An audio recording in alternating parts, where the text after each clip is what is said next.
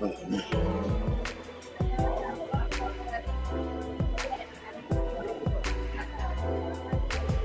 it, Yeah. I'm not gonna lie, I'm gonna help you be subscribers. Because everyone can hear you. I feel like all young brothers need to hear that. Because it's so powerful, it's giving you chills. But I never feel like that.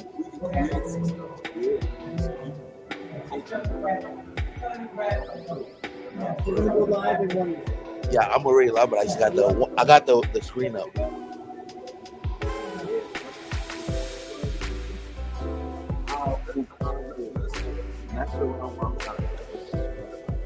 I wrote my first not cliche everything, not this. Like my story was like I really like to show like see the happiness, like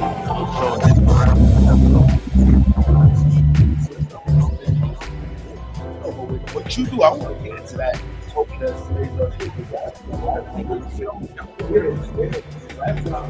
I'm gonna do that. It will be back. I got the red camera. I got production. I got everything. Boom mic, everything. That's what I do. And that look good. Watch you see what I do. We're gonna bring it to the level. And I feel like the world, like you need to be $1 billion followers, group chat. There's no people right. Like I never took more like you. Like I just want to keep learning from you and hearing all those phones and doing that. Nah, bro. Like I was just telling people, I was like, yo, I'm so blessed to be able to talk about making a big round table. We want to have like older gentlemen and have younger gentlemen from the hood. We want to have younger gentlemen from the political side, like all around. I really want to be passionate about it, like bringing like people like you and so young men can see that like this is the top level you can get. I know it's such a good year that younger guys. I want to break it, like how far we can go and stay resilient. Trust me, everything I'm acting up. Hey, I text you. I don't think I have. What you the phone with my film, you can be getting Netflix for this is like bigger than what you like. Get used to it. You make a piece where all these black people end up with hey, what you got to do, like what you doing?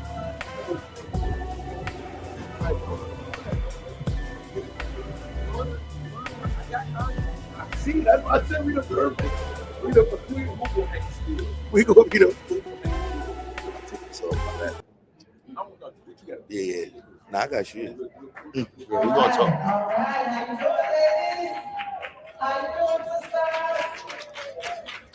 Okay, I'm feeling these lines again. On a scale of 1 to 10.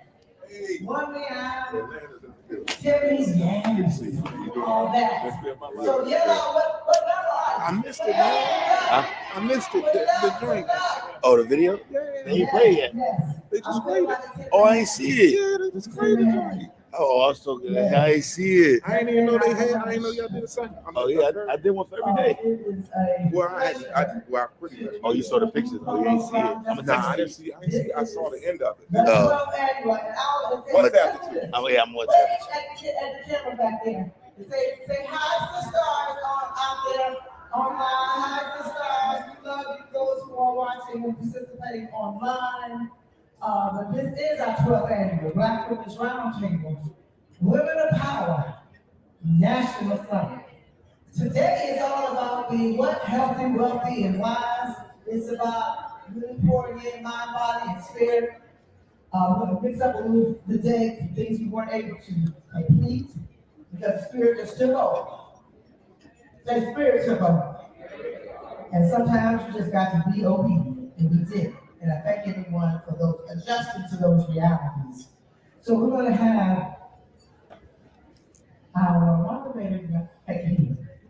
So we will move to inspiration from someone who for Black Women's Roundtable and all over this country, please don't do introduction, because she's a spiritual powerhouse.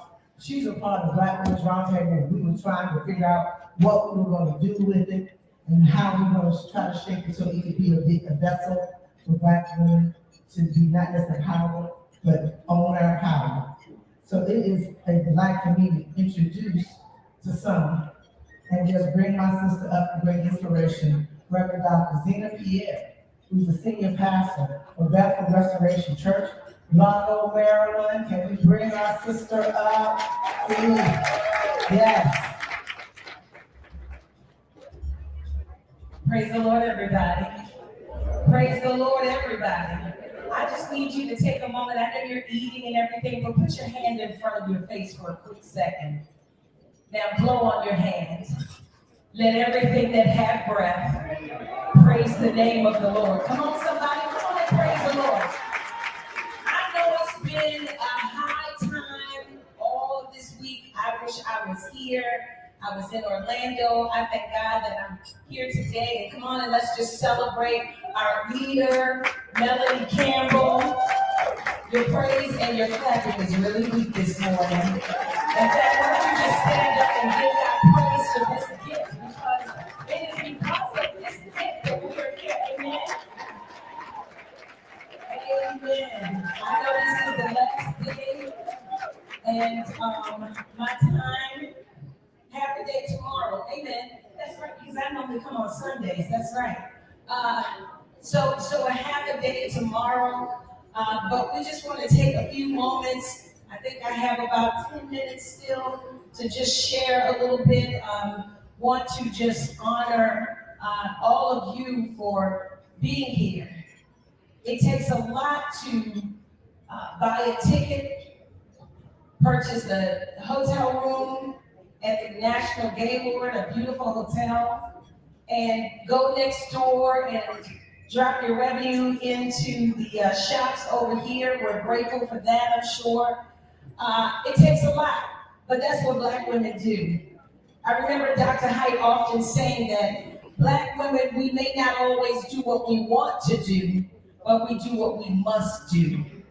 And so that's exactly what you have done over these last few days leading up to tomorrow. I just want to share a couple of things with you, and I'm going to get out of your way.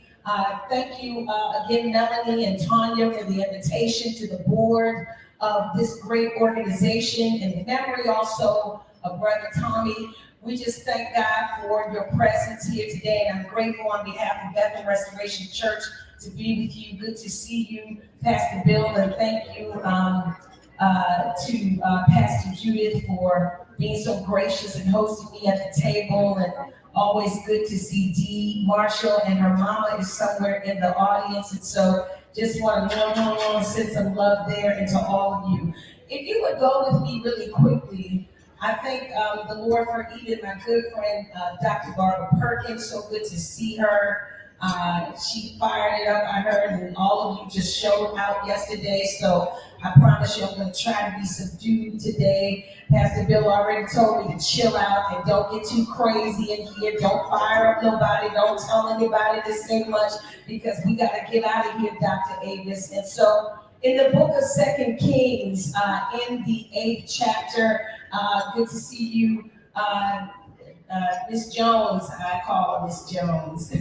But if you go with me in the book of 2 Kings, I just want to encourage you for a little bit. If you go to the 8th chapter, beginning with the very first verse, and we'll read through the six verses. This is a very familiar scripture of the Shunammite woman, and I want to go somewhere with this to encourage you. The word of the Lord reads, "Now Elijah had said to the Shunammite woman, whose son he had restored to life, 'Prepare and go, you and your household, and stay temporarily wherever you can, for the Lord has called for a famine, and moreover, it will come on the land and continue for 7 years.'" If anybody knows biblically, 7 years means completion. It means the end of a thing. It means a divine closure of some things that God is doing in your life and in my life. And I don't know about you, but I want to say that this is my due season of the 7th year. Can I get a witness in here today? There's 5 seasons of the year, if you don't know it. It's winter, spring, summer, fall, and then it's due season. Anybody ready for a due season in your life at this point in time? And so here the word says in verse 3, at the end of the 7 years, the woman returned from the land of the Philistines to the king of Israel for her house and for her land. I need somebody to put a pin there, because there are many of us who have been dealing with things that the enemy has snuck and stolen out of your hands. And God has said that this is your season and your time to go to the king and get back what belongs to you. Can I get a witness of a clap in this place today? Some of you have lost your peace and you got to go get it back. Some of you have lost your joy and you're telling the enemy, no more, no more. And so here in this 4th verse, I'm trying to rush this thing. I wish I could really treat the text, but I know I got now 7 minutes. And now the king was talking to Gehazi, the sneaky, tricky one, the servant of the man of God, saying, see how this tricky one was a servant to Elisha, the water pourer of Elijah. And oftentimes we see that we have people sometimes around us that don't necessarily have our agendas at heart. But God can still use a sneaky person. God can still use someone that was backbiting and backstabbing and lying and speaking around you. And he can still use that person for your good. Anybody ever been in that place where God used somebody that was the enemy you thought, but God used that thing to turn some things around for you, and they had to be the carrier? Sometimes the enemy will use people thinking that he's using it against you, but ultimately they become your glory carrier.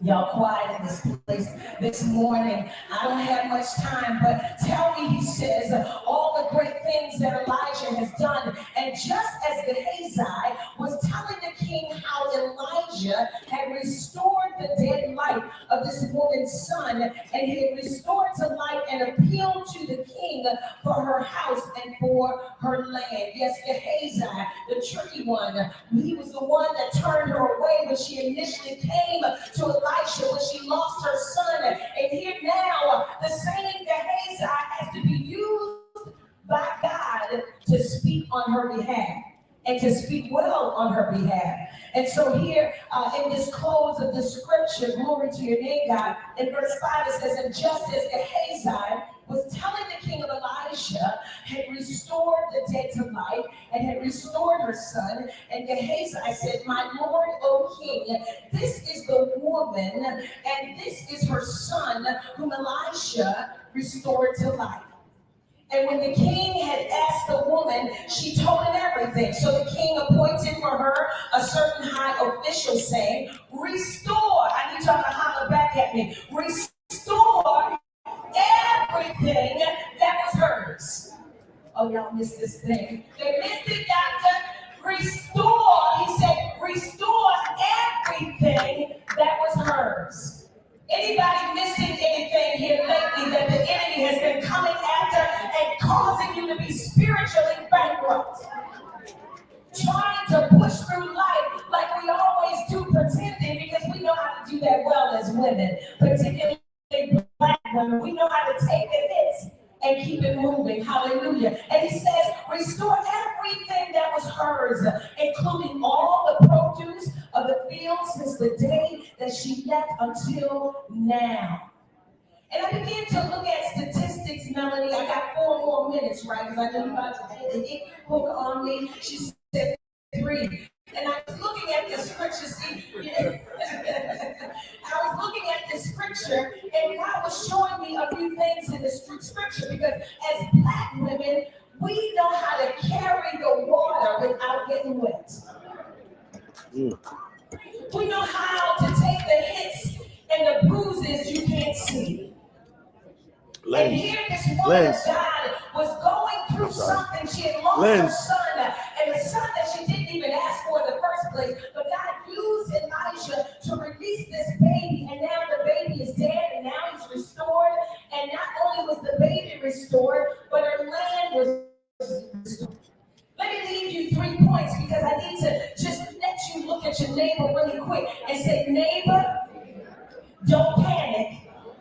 just go get it back. Who am I talking to in this place today? Tell your neighbor, don't panic. Just go get it back. Some of you have lost some things, and some of you have surrendered some things. And God is saying, I know you folks. I'm like, Liz. What the posture has been, all you need to do is take authority over that thing and go get it back. You good. And so let me leave you with 3 things and I'm on your way. Number 1, release the weight and reset your focus. Some of us carry the weight of the weight. The weight of the weight. We're waiting for God to do something and it's heavy. Oh yes, it's heavy because whatever you are carrying, there is going to feel like a burden. Anybody in here been pregnant before? And there's a weight that you carry. Before the water is released, before the baby is released, before the door opens up for opportunities, there's always resistance, but your persistence will break the resistance of the devil. Do I have a witness in here today? And so you have to release the weight and reset your focus. Don't let the what if affect you. Because she understood that she didn't have time to look at the worst of her situation, but she had to believe in God for the best of it. So you need to understand that your current condition is not the conclusion of the matter. God has more for you, so don't panic. Some of us are looking at our bank accounts right now saying, oh my God, how am I going to do this thing? I came all the way here to DC, and I don't even know how I'm going to pay my bills when I get back. Don't panic. Get your joy back. Secondly, divine recompense and restoration is your portion. No, secondly, it's all in your response. I missed over that trying to rush. It was all in her response that allowed her to get access to what God had for her. And sometimes, beloved, we panic in our responses instead of praying. We panic in how we handle things instead of giving God the praise. We panic because we see the social ills of this world and we don't know how we're going to do it all with just one. But your one and your one and your one and your one in here adds up to a mighty force to be reckoned with. And so it's all in your response when the enemy comes and tries to take and steal your joy, because God is saying in this season, even as we are in the season of Lent, that the resistance will come, but your response will break those barriers. And finally, recompense. Do you understand what recompense means? That means that you'll get back what you lost. You'll get back more than what you lost. And with recompense comes restoration. Anybody want restoration in this place? You've been talking about reclaiming and reimagining. Well, if you want to reclaim and reimagine, you got to be in divine position in order to receive it. And so be encouraged today. Don't panic about what you see, because what you saw is not going to be what you see in your future. So you can't be stuck on the saw. You gotta be in a place where you trust God with the things that you cannot see. That's called hope. And so I can't treat this thing and I gotta go. But I just want to just give God praise and say, I'm not gonna panic in this season. I'm not gonna panic in this season. I need you to say it really loud. I'm not gonna panic in this season, but I'm gonna go get back what God has given me. I'm not gonna lose my joy. I'm not gonna lose my peace. I'm not gonna lose my salvation. I'm not gonna lose my children. I'm not gonna lose my job. I'm not gonna panic about this thing, but I'm gonna trust God.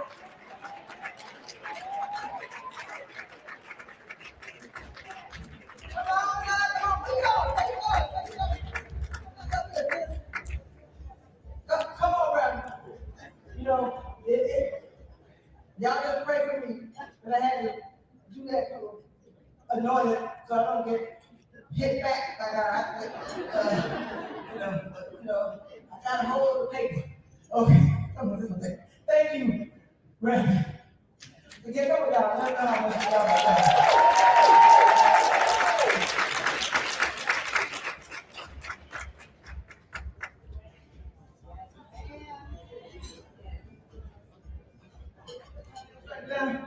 Thank you, Jesus. Okay, can we get some? Go ahead and reach that. Let's say, where did he play? Where did he play? All right, okay. So, thank you, Zena, on a serious note for those words. I know there was much more that could have been said, but we know.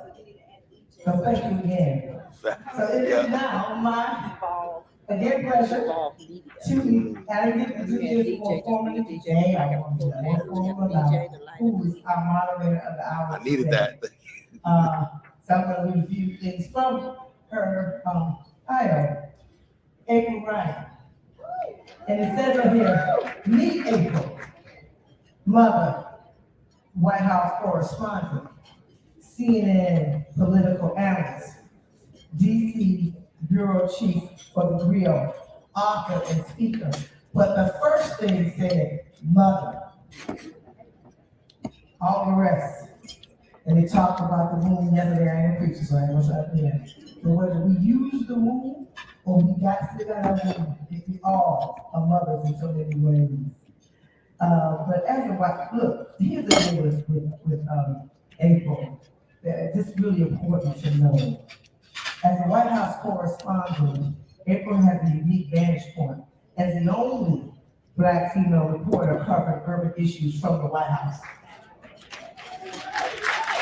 A position she has held for 26 years. 26. Quarter of a century. Being in that place, whether it's Republican or Democrat, she has been there pushing and making sure that we are there right there with her. That Black America, most especially, is right there with her. And we could be in the room. She's making sure the things that we want asked from those folks that sit on that podium, concerns that we may have going on in our community. She has been just more than the word excellent and not strong enough. So to keep the hour tighter, I would say much more. But we will bring on our sister April Ryan, who will moderate election for us today. Somebody walking by, you go to two. We'll stay on one. Happy Women's History Month, ladies. Okay, hold on. Get it? You make it show you looking at the people. Like, look at them, see it's touch. Come on. We just heard about restoration and recompense. Relax. You know, for those of you who work here, you missed it.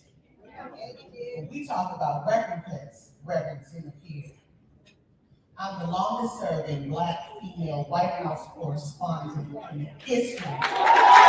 Coming from Baltimore, Maryland. And ladies, you were putting your hands out praying for me at that time when we didn't think I was going to make it. But you talk about recompense, there you go right there. That's enough. With that said, happy Black Women's History Month. And they just showed to me, let me tell you something. We were coming down here, and I saw this statue as beautiful. I said, my fiance was here last night, in case y'all just know. So look, I saw the statue as beautiful. I said, and I'm out giving Black women their flowers. For those of you who know, last night I had a wardrobe malfunction, but it was all right. Sisters, help me. You remember? Yes, Tanya, you remember. And Tanya looked good in her Gucci necklace vest. I'm gonna take that. I saw you go. But one thing this moment does, it helps us appreciate one another. I want you to stand up. Stand up. Avis Jones-Louise, she was walking in these fly shoes and this cape that says Queen. Come on, turn around. Let them see. Queen. That's what this moment is today, for us to realize the perch that we all sit on. Hello? Our queendom. So once again, I'm going to come to you this Saturday afternoon, Madam Assistant Secretary, Deputy Secretary. I'm going to come to you once again and say, stand up, show them your back, let them see, yes. be Black Women's History Month this Saturday afternoon. There you go. With that, we're going to start this program. We got a group of people who drove a long way and they got to get on the bus. Listen, Alabama. Okay. We know you got to go back. Before you go. Well, we heard you got to go back now, but well, Melanie changed it. But we want, because of all this restoration, new perch of Queen Dome, all of this, we want to give you this emerging leaders presentation. We think this is the moment for it. We welcome you to the stage, Black Girl Power.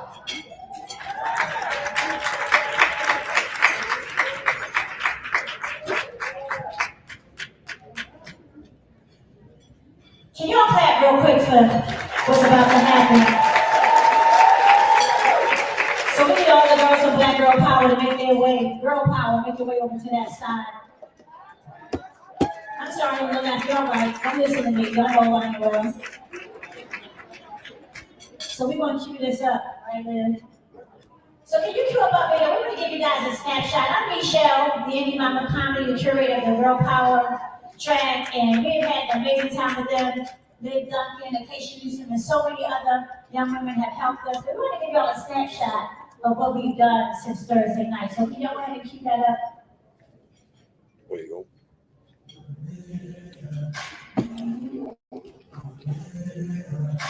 Go to camera too. Oh, you go there. Oh, go get. I've been walking with my face turned to the sun,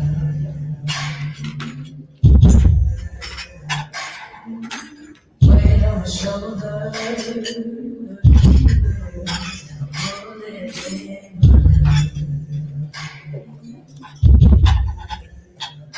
oh, I got eyes in the back of my head, just in case I had to run.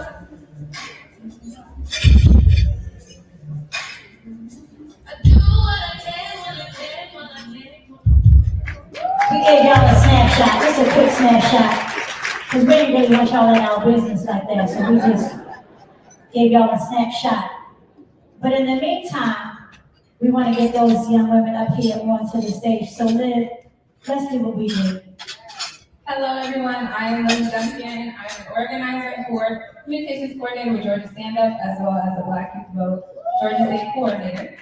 And some of you may have heard this chant, I call it an affirmation, when we went to the Capitol, but these young girls got it down pat.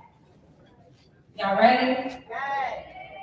I said I love being Black. I said I love being Black. I said I love being Black. I said I love being Black. I love the color of my skin. I love the color of my skin. 'Cause it's the skin that I'm in. 'Cause it's the skin that I'm in. I said I love Black women. I said I love Black women. I said I love Black women. I love the texture of her hair, and I'm gonna rock it everywhere. I said I love being Black. I said I love being Black. I said I love being Black. I said I love being Black. I love the color of my skin. I love the color of my skin. 'Cause it's the skin that I'm in. I said I love Black girls. I said I love Black girls. I said I love Black girls. I said I love Black girls. I love the texture of our hair. I love the texture of our hair. And we gon' rock it everywhere. And we gon' rock it everywhere. Do y'all love being Black?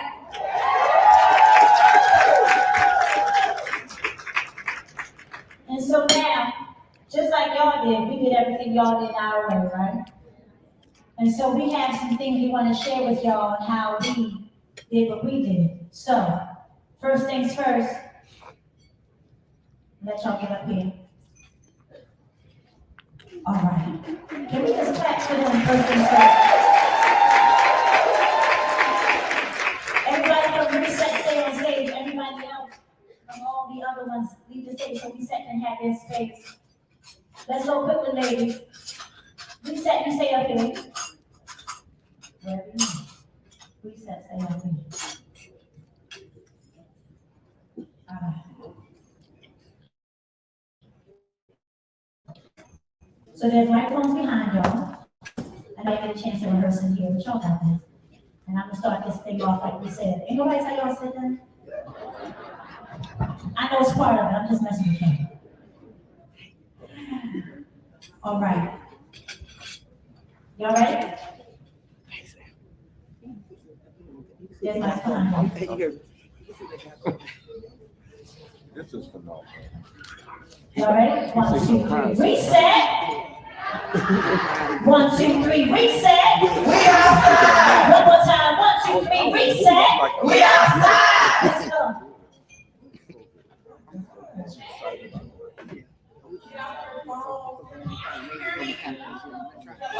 I'm so excited. This helps. This helps. What's wrong with this generation? With every new generation, it's always new distractions. Sometimes as grown women, we forget to stay in touch with our inner child. Black girls are forced to grow up too early from different experiences. Heal that little girl in you who the world can protect. Find joy, find balance, and definitely find peace. With this being said, we want to remind you, ladies, to never forget that little girl inside you that loves to laugh, be free, and even sometimes be silly. It's okay to be childish sometimes in order to heal Your childhood trauma.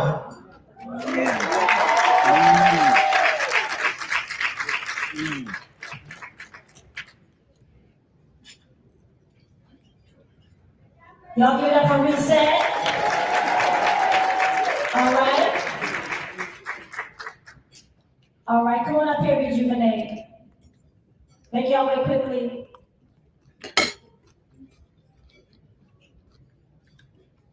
And y'all have microphones as well. All right. 1, 2, 3, rejuvenate. One more time. 1, 2, 3, rejuvenate. Let me in the back. 1, 2, 3, rejuvenate. With ambition and purpose. Let's go. Rejuvenate, to revitalize or give new energy to. This is going to be a fun, short story about wit, ambition, and purpose. Welcome to the 2020 Line Dance Competition. Are you guys ready for this? Okay, let's go backstage to see what the contestants are doing. Guys, everybody's here. I know. We're gonna push through like we do always. But we're not ready yet. We haven't even practiced that much. Okay. Don't blame it on me, it's my side. Well, welcome back to the 2020 Line Dance Competition. Are you guys ready to see the fun?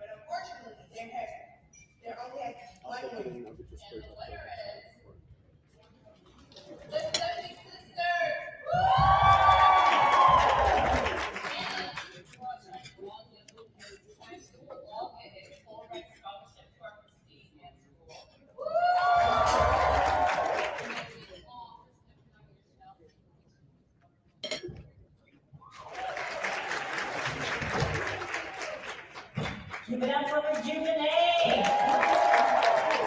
All right, Reimagine. Let's go. Make your way, Reimagine. Make your way.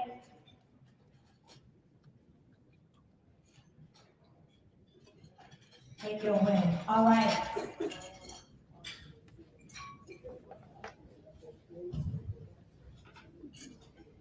Let them hear it. 1, 2, 3. Reimagine. Say it real loud for the people in the back. Reimagine. We get to the bag. One more time. Reimagine. We get to the bag. Let's go. Taking place in the car dealership. Action.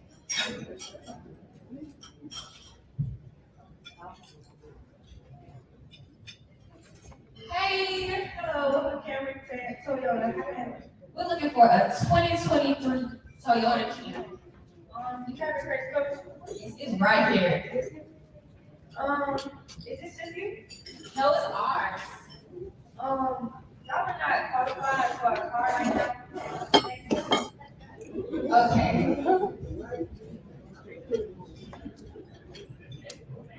Hey guys, this is my first car. How'd you do that? Girl, first of all, y'all need to start spending all that money y'all never have. Then y'all need to look into getting my family plan. I've been on my family plan since I was 13 years old. Come on, y'all. Let's go to the investment convention. Now we're gonna take a trip to the investment convention. Hi, we're Google. You can consider our company for $1 off the dividend of 5%. We are asking you should invest in us because You pay $7. Later, you can sell your stock and we can give you money. We're Nike, and if you invest in us, you get 15% of the money that you pay.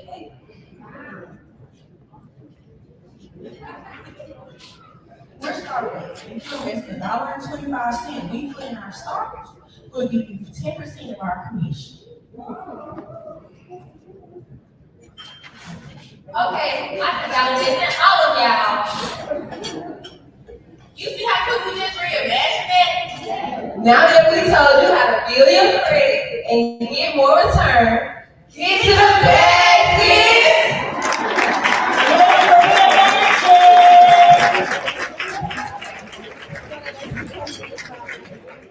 Now y'all know it's time to resist. Make your way up to the stage, resist. Let's go, let's go, let's go.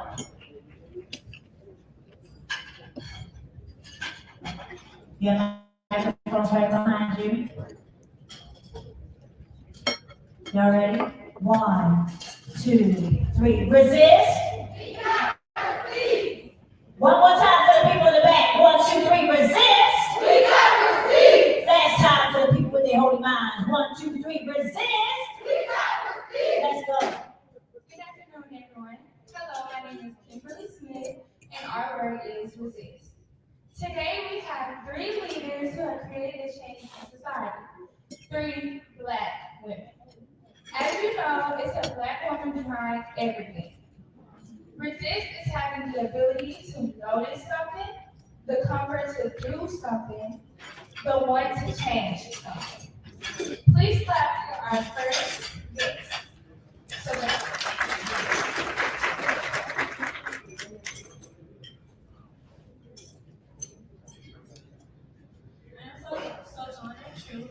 A writer, an activist, and the author of AI Woman. Though it's not common for my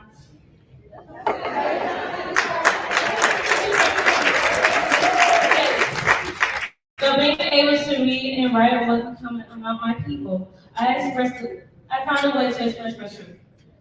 Resisting through art was a way of changing the way women like me express themselves. We are always a woman.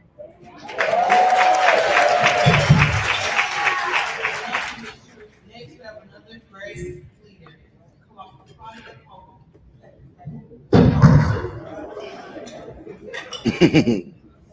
my name is Claudette Coleman. I was a young woman that smart. I was a young woman that that sparked the civil rights movement. I was arrested for refusing to get up from my seat and move to the back of the bus. March 2nd, 1955. That's 6 months before Rosa Parks. Though I didn't get as much attention as Rosa did, I still inspired her to do the same as me and become the mother of the civil rights movement. Last but certainly not least, we have a younger activist and a teacher of the Black Women Conference, Leah Duncan. I am good friend. As a senior in college, I organized and participated in protesting concerning housing for students at the Atlanta University Center in Atlanta, Georgia. Although I didn't even live on campus, I felt as though more could be done to resist the unfair treatment of those people. All right, ladies, let's give it up for our girl power panel. All right, thank you so much. As we have heard about many of these incredible Black women, we would like to say when you feel any type of action needs to be taken in your community, start the change. Start with your friends, your school, your neighbors, and take it to the mayor and the state government. Don't let what the white men say and what people's feelings affect your power and your change for your community. And remember, we always got the receipts. All right, give it up.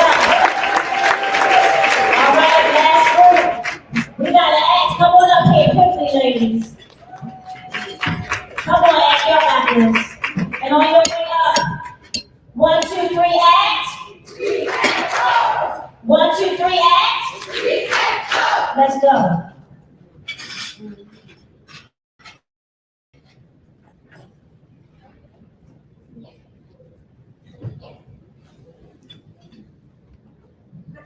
Y'all grab the microphones? Let's go.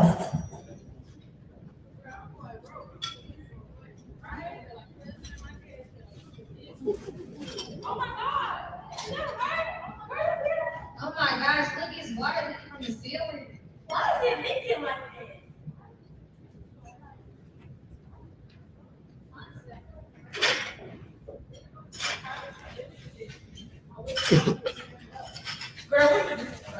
I agree. I got your back. You got my back? When student rights are under attack, what do we do? Stand up like that. What is going on? Are y'all mad? Yes! Are y'all tired? Yes! Let's take to the streets. Wait. Before we do that, first we need to make sure we organize, strategize, and mobilize.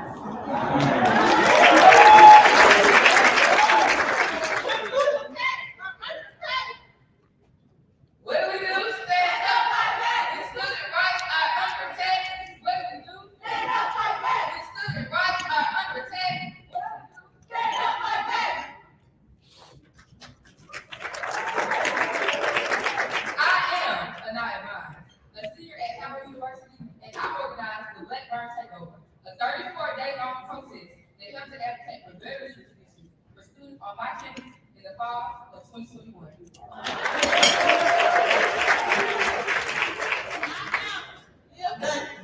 A senior at Plenary University.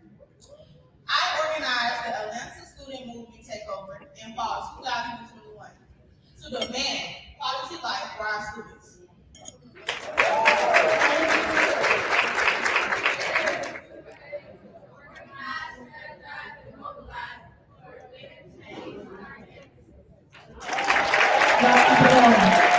We're going to have our support. This is what we did for the last 2.5, 3 days, y'all. If you don't understand right now, we know how to reset, rejuvenate, we know how to reimagine, we know how to disseminate, y'all ready?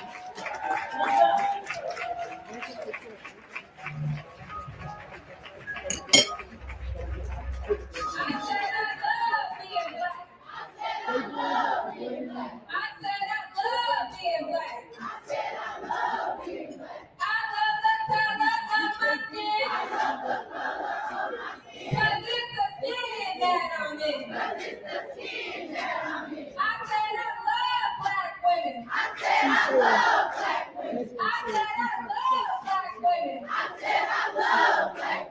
I love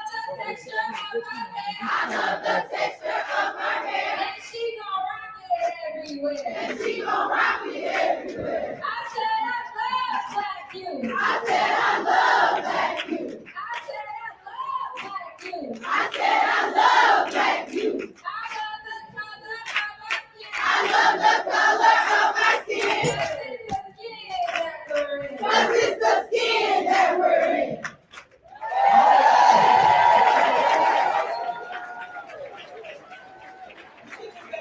And our youth are fired up.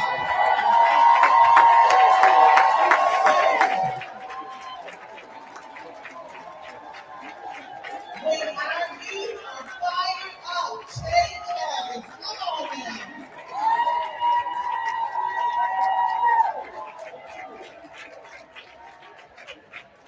All I know is Ron DeSantis needed to be in this room. They were talking about Claudette Cole and history. Not just Ron DeSantis, that former White House press secretary who happens to be the governor of Arkansas, Sarah Huckabee Sanders. She talked about freedom, and then talked about banning last dance and CRT, and they're not even teaching CRT in Arkansas school. So that's a whole other thing. So moving on, we're not gonna make this political. But once again, we want to thank Black Girl Power, emerging leaders presentation. That was amazing. We're going to do a little shifting in the program right now, but because of people power to catch you up. We thank you for that. It was very inspiring. We'd like to bring to the stage Sean Wiggins, Associate Vice President, External Affairs, Comcast, NBC University.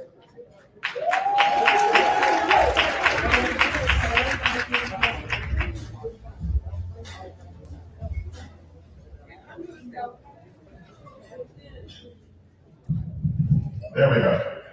Good afternoon, everyone.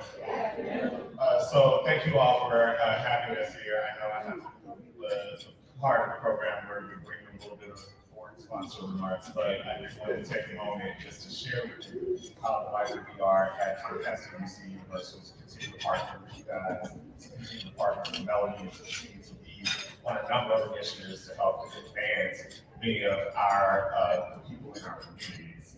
So with that, I want to say it is my pleasure to return to be with you guys once again. It's not lost on me as I sit in this space that we are here in this place that's sacred to Black women. And I'm honored and delighted to be welcomed into this sacred space with women leaders who work every day to encourage full participation in citizens in their democracy. At Comcast, we understand that without partners like National Coalition of Black Citizen Participation and the Black Women's Roundtable, leaders like Melanie Campbell, who is leading this work every day, and each of the leaders that sit in this room, we have no chance of collectively shaping that very real democracy, or one without one in which there are unlimited possibilities. So basically, we want to see a society where we have the full breadth of our identities and our existence recognized. At Comcast, we believe that to achieve this goal, all Americans need to have access to digital equity, access and the ability to leverage digital skills and technology in education, civic participation, entrepreneurship, and everyday life.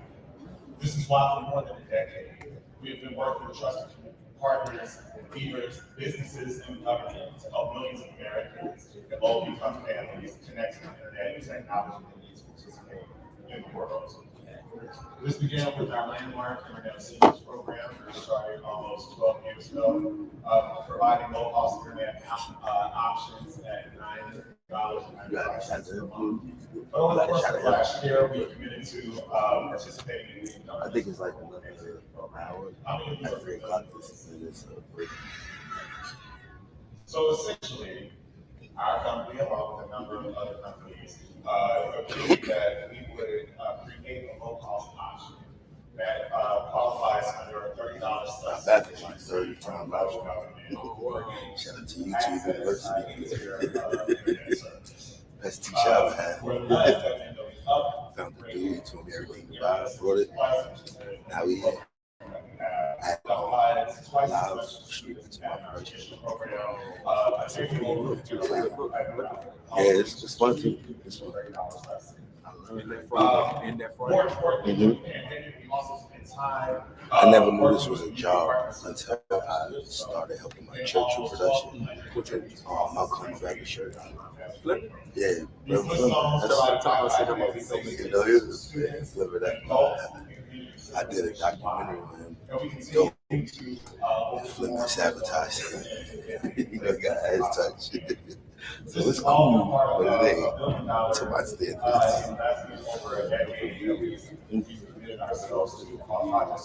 love it. I wouldn't be where I'm at without it. That serves motivate me every day.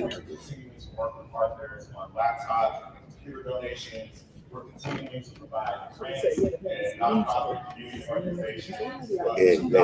It's on my notes. And create opportunities for local communities, particularly in media, arts and technology, and entrepreneurship. In order for all of our students to access these resources, though, we know that we must leverage our community partners, our community leaders, our clergy, our educators, our activists, to evangelize these important digital equity as an essential skill that's necessary. No, I ain't no DJ there. Last year when I stood on the stage before you, I was yeah, get that experience. You be like, yo, you got a live stream an event. You know how to set it up.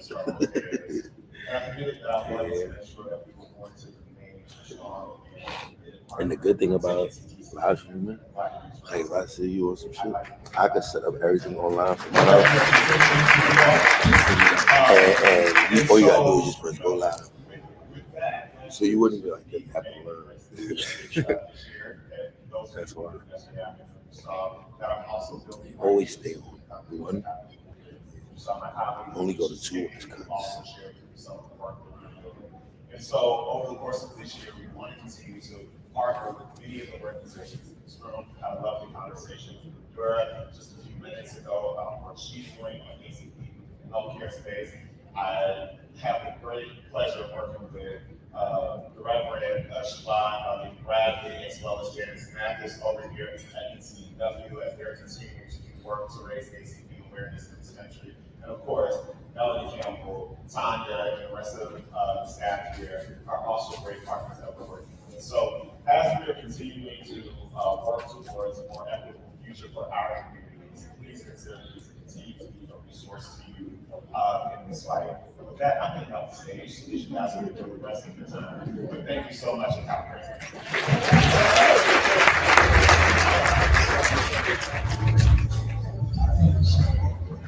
It's always great to hear from sponsors, and it's important that there are sponsors, right? Stay wide. Right? It's important. Let me say that again. So they get up. It's important that there are sponsors, because if there weren't sponsors, right, you wouldn't. I mean, granted, we have this flower wall, right? We got these TV screens and all that stuff. That's the aesthetic. But if we didn't have sponsors, we wouldn't have the kind of substance and encouragement to keep going. So we thank the sponsors for coming forward and continuing to support Melody Campbell, the Black Women's Roundtable. It's so important. And now we would like to bring to the stage someone from the current administration. The Obama administration is here and look, not the Obama, but Obama. I did a Korean jump here when she came back from what trip was it? She was in the briefing room. She said Obama. She said we can't go back. We gotta move forward. So I'm gonna say that too. But you know, Biden came out of Obama, so you don't know what it is. You take it. All right. So we have greatness. A Black woman heading housing and urban development, right? Housing is the key for us to have wealth, for us to have prosperity, home ownership. We have a community of renters, and we are pushing for home ownership because you can leverage a college education and entrepreneurship off of that home. And with that said, I want to bring to the forefront from the Joe Biden administration. His name is Joe. He wears aviators, the Ray-Bans. I know who I'm talking about. I know who I ask questions of. Oh, yeah. last year. We're bringing to the stage Deputy Secretary HUD, Adrian Todd. Welcome.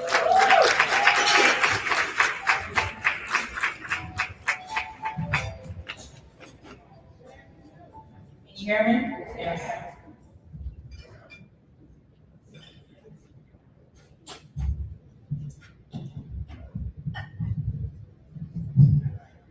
Can you hear me? Yes.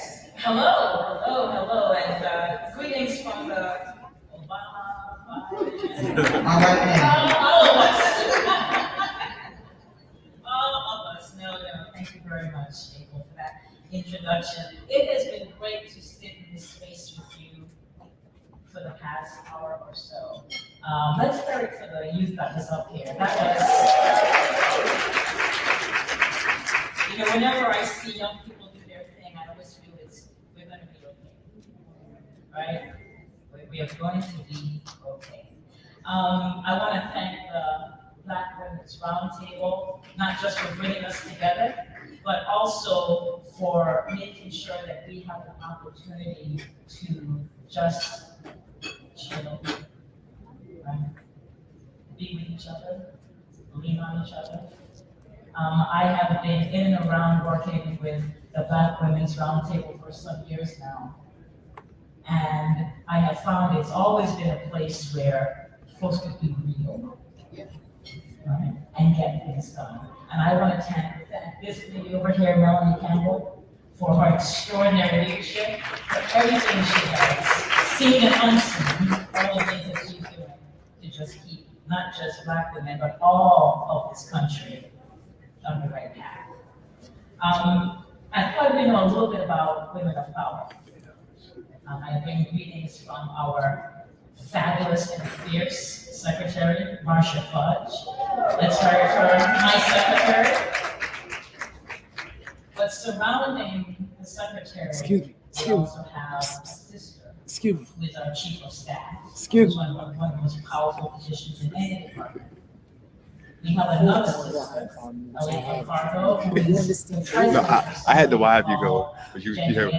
Which is not a You fine. million or billion, but it's a $1 trillion enterprise that's made sure that the first-time Oh, you homeowners good. that we put in homes have a solid financial undergirth to make sure that banks give in money so that we can have first-time homeowners. And while I am the 12th Deputy Secretary of HUD, I am the first Black woman to ever hold this position. And I thank not just the president and the vice president, but I thank our secretary for being focused and dedicated to make sure that she wanted and where she wanted us to help our communities. And let's talk a little bit about that. I'm going to steal a little bit from today's theme, but 4,000? to be healthy and healthy, I switched it much. it is wise to invest in housing. Because I heard the Reverend say this earlier about finding peace. There is nothing, I think, that has us lose our peace if we don't know where we're going to lay our heads that night. If we don't know where our children and our grandchildren and our neighbors, our sisters and brothers, if there's anything that disturbs our ability to have peace and joy, it's not having a home. And so one of the things that we are doing is trying to make sure that not just folks that just get a home, but we don't lose the home that you have, because we know it's so precious. The last administration, whose name shall not be called, did some damage to HUD. And one of the things that the secretary told us, and I'll lift up the reference word again, she told us, go get back. Go get back what's the true mission of this department, so that we center it around the needs of the folks who need our support now more than ever. And last week, one of the things that we did, the whole administration did, is that we produced our 2024 budget. Now, a lot of A president's budget is dead on arrival, it's really the Congress that does the heavy lifting. But this budget is a demonstration of this president and our amazing vice president's values. It centers on people. It centers on communities. And at HUD, what that means is that our president has proposed a historic $150 billion to help end-to-end people who are living on the streets to those who want to aspire to home ownership. And that's a budget. But we've also been doing something for the last 2 years. Going back to the early days of the pandemic, I talked about people not losing their homes. We sent out $40 billion to make sure that people could pay their rent who lost their jobs during the pandemic. $40 billion. We kept millions of people in their homes. On top of that, we know that there are folks who own their homes who also had hard times during the pandemic, and so HUD helped 2 million homeowners keep their homes. When we talk about peace, I know that's the kind of peace that your federal government has a responsibility to bring. And I'm proud of the administration that made sure that when we got those funds, that we worked quickly to get those monies out the door. And some of those monies are still out there. In fact, if you are a homeowner in this room or watching, and you have a loan with FHA, Federal Housing Administration, there's so many tools that we have to help you keep your home from forbearance, so you can pause your payments, all the way to restructuring your mortgage. So if you're struggling right now and you have a home with us, please reach out to us. Please reach out to HUD, and we can help you. But we couldn't stop there. We knew that we had to do more than just keep people in their homes. So we sent out billions of dollars rather, to build new housing units. One of the reasons I got you, bro. Housing is expensive here, the DC area. I got you, bro. Where you are. One of the reasons If I say it, it's just me, so that's just natural. I said if I say it, it's just natural me just saying it. It ain't like I do it to my mom all the time. I'm like, Mom, you got to wash my over the hands. past 15 years, She's like, I just say it. I just said it, but when you say you see you doing it, when somebody else do it, you still gotta say it. But also homeowners. So one of the things that we did It's the black over the past year and a half is that we pushed out $10 billion to states and to cities and counties to build. This workout shit is so fire at room. The first infusion I was right there. and the folks are familiar with housing vouchers. The first infusion of Another housing one. vouchers in the past 30 years. They find that do that. They probably just I mean, took it even further.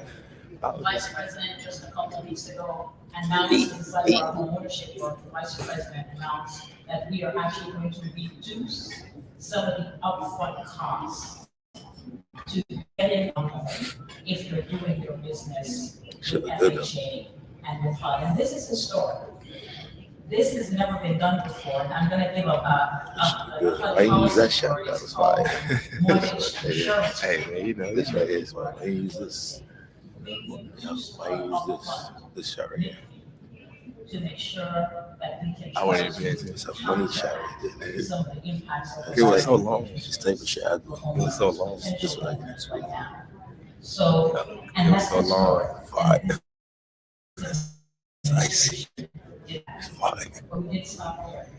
We I know was like, that if I do there this is long, he's gonna cut it. difficulty for folks He gonna be like, dreaming about being a homeowner. So we did something that also has to be done. We I wasn't even decided paying to attention allow if I see it. positive rental. Hey, he got no lady junior. He trying to pay It's a attention. rental. We want to He trying to see something. We use a positive rental history towards looking at what your rates would be and qualifying. And we know that student debt has been harder to get homeownership access as well. And so we changed our calculation of how we look at student debt to make sure that if you're credit worthy and you have the money to pay a mortgage, that your student debt wasn't holding you back.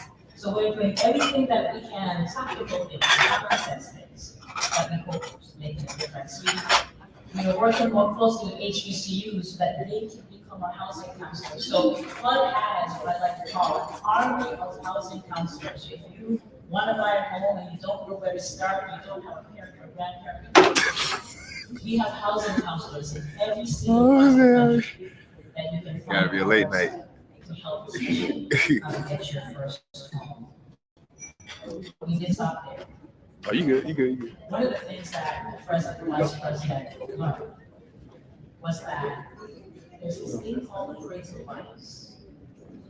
And if you have a home in a Black neighborhood, it's very likely that your home is appraised at 20% less than if you have That's a crazy. home in a white neighborhood. That's crazy. This is the president and vice president, You gotta watch that Secretary storm. Fudge and Susan Rice, who is the director of something called the Domestic Policy Council, said, we can't have this.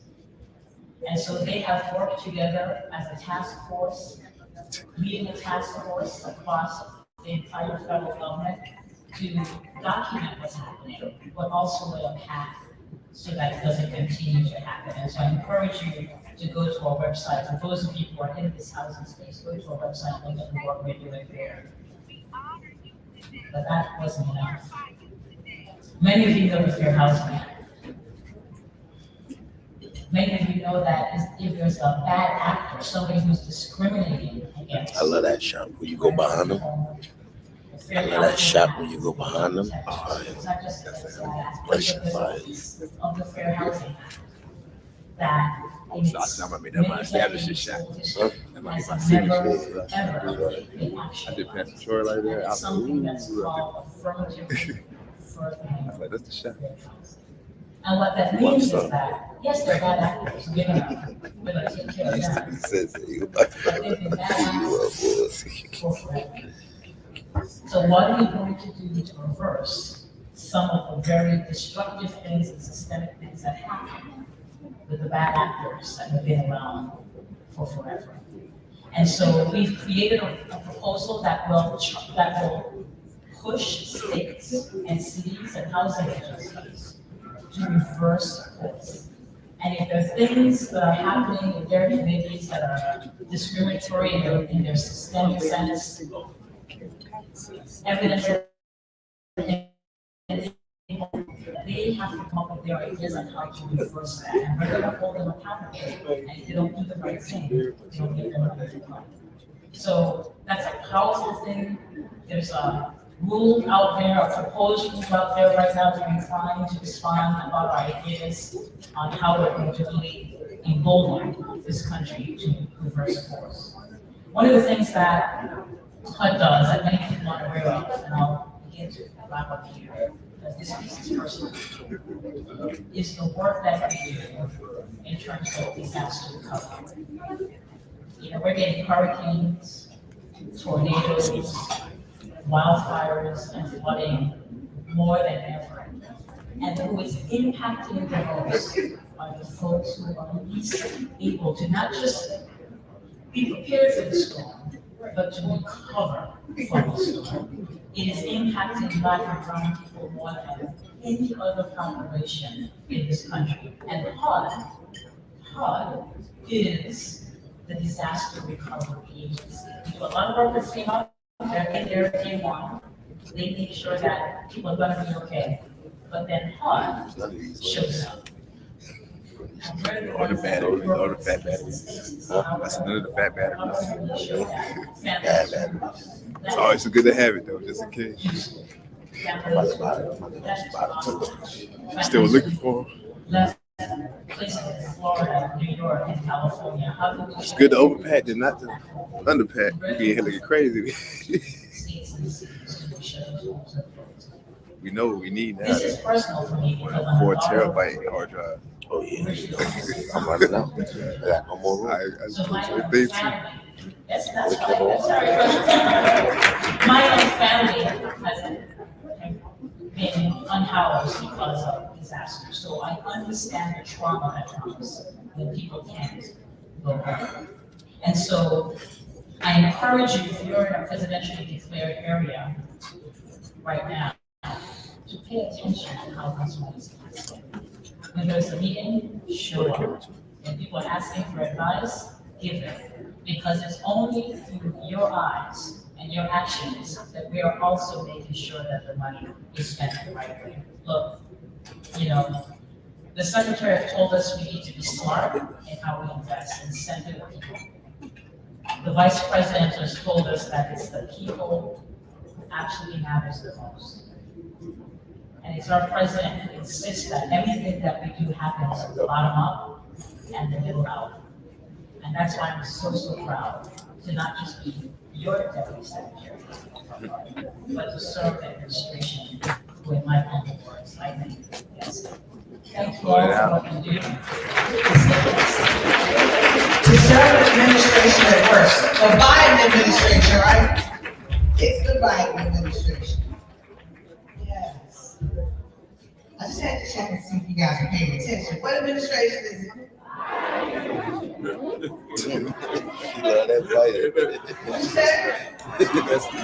Obama Biden, okay. Oh, yeah. Obama Biden.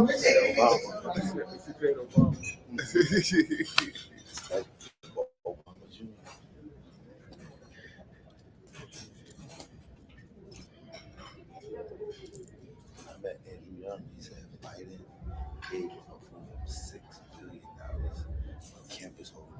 Oh, it is. Oh, it is. Yeah, that's why. Thank you, Deputy Secretary HUD, Agent Thomas, of the Biden, the Joe Biden administration, the 46th President of the United States of America. Just, okay, I got a trivia question. What number is Obama? That's right, some people so on it. Count that, right? But it's so interesting. It's so interesting. The Deputy Secretary talked about, and I picked this up. She said, you know, they lost ground with the last administration. Let me say this, and this is a fact. We had more black homeowners in this nation during the Clinton years than any other administration. The banks found out, the banks that are now in trouble, right, found out that we were buying homes during the Bush years. And they played with those loans, right? Creating a lot of foreclosures. So guess what? Now, we are, as black people, as a community, are at the numbers, at the rates and percentages of home ownership like in 1968, when the Fair Housing Act was put into place. And that's a sin and a shepherd. So that's why it's important to talk about housing. Ownership is power. Don't let them tell you it's not. Ownership is power. So now, I believe we're going to have a musical interlude of images. We're going to start to get into this program. Sister Powers of the South. You know, we are proud of it in the South. We are in the South. Alabama. Oh, I know before we do that, we have a challenge. The Entrepreneurship Challenge, that's right.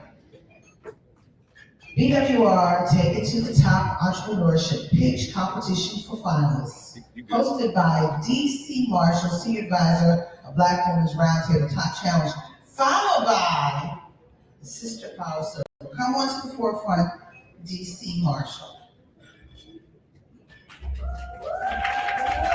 There she is.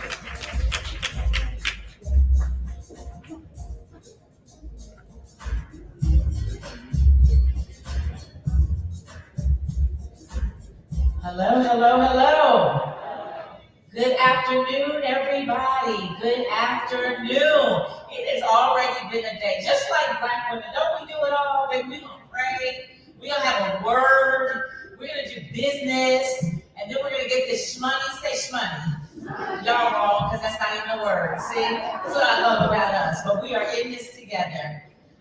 Well, good afternoon, everybody. So now we move to the part of the program where I am going to share or introduce you to one of the programs of Black Women's Roundtable. How many of you are here with the Take It to the Top Entrepreneurship Challenge. Just raise your hand, clap, or clap. A round of applause for, okay. And so allow me to share briefly, and then I'm going to bring up some ladies because we are going to have a pitch competition. Say pitch? Okay. And so the Take It to the Top Entrepreneurship Challenge is actually the Black Women's Roundtable presents Take It to the Top National Challenge and Pitch Competition. And this is a competition for ideapreneurs. Say ideapreneurs. And ideapreneurs are those who have either an idea for a business or they have launched that business within the last year, say 1 year. And so that is what this challenge is about. The Black Women's Roundtable has a heart for Black women and girls, say Black women. And one of the things that Melanie Campbell is passionate about is not just advocating and not just creating seats at the table, but also about our economic empowerment, about our ability to do well financially. And so that's what this challenge is about. Where can you go with either an idea for a business or having started a business in the last year and be able to pitch without a lot of red tape? Because you all know that when we go to apply for funding and we go to look for opportunities, there are oftentimes a lot of barriers. Yes or yes? Y'all know. Certainly there's process, but a lot of times those systems and opportunities have left us out. And so that is essentially what this challenge is about. And so what we're going to do is we have the finalists here for the challenge. We have judges who are leaders. And as we start this challenge, I'm going to introduce the categories. The ladies who are competing in the challenge are going to come up, and they're each going to pitch their business. These are the women who have gone through a process. They have submitted a business plan. Say business plan. A business plan for the first category. They met the criteria. Now they're going to come up and pitch. They joined us yesterday, and we're going to ask you to stay here with us. And so here's the deal. I'm going to need y'all to deliver on this. So this is a Shark Tank-like initiative, or at least that's what Melanie Campbell said initially, right? The format looks like that, but y'all know this? It's not a Shark Tank. What is it? It's a love tank. There's no sharks here. Yes or yes? This is a room of empowering other women. This is a room of love. Yes or yes? Y'all, listen, I done told them this. Y'all have to deliver for me, okay? Is this not a love tank? It's an empowerment space. Yes. It's a love tank, an empowerment space. You're cheering for Black women-owned businesses. Yes or yes? Okay, so a round of applause, and we're going to start this competition. I want to let you know our judges in the room. Round of applause for Janice Mathis. Raise your hand if you could please stand. Judge number 1. Judge number 2, Letitia Daniels, if you could stand up and just wave to the room. And then the beautiful queen herself, Avis, actually, sidebar, y'all need to see her offline. You run a business, you probably need her. Avis DeWeaver-Jones, can you just stand up? Judge number 3. And then our leader of the judging and the review panel, none other than the Tamika Ramsey. Stand up. All right, she's over there. She's already working. All right, and so I'm going to begin. Can we get a little bit of music in the room? And I'm going to bring up our first in category 1 for the Black Women's Roundtable presents the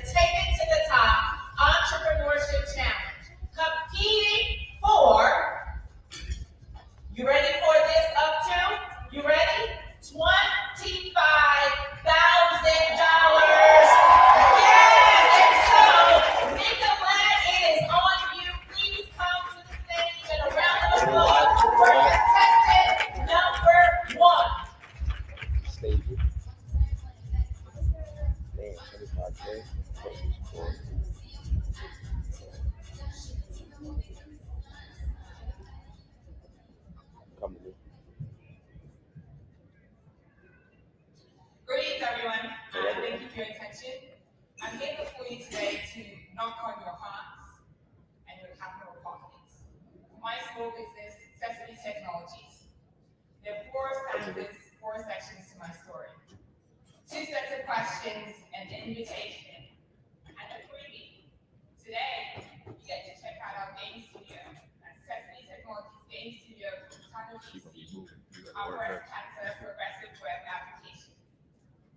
First set of questions. There's an app for that. We've all heard that statement.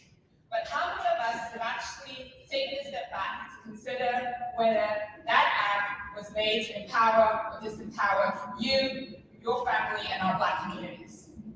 If these apps are actually made to empower us, why is it that for Black women, the death rate, the mortality rate, the low survivorship is twice as much as that of our white counterparts here in the United States? The rates are even higher abroad.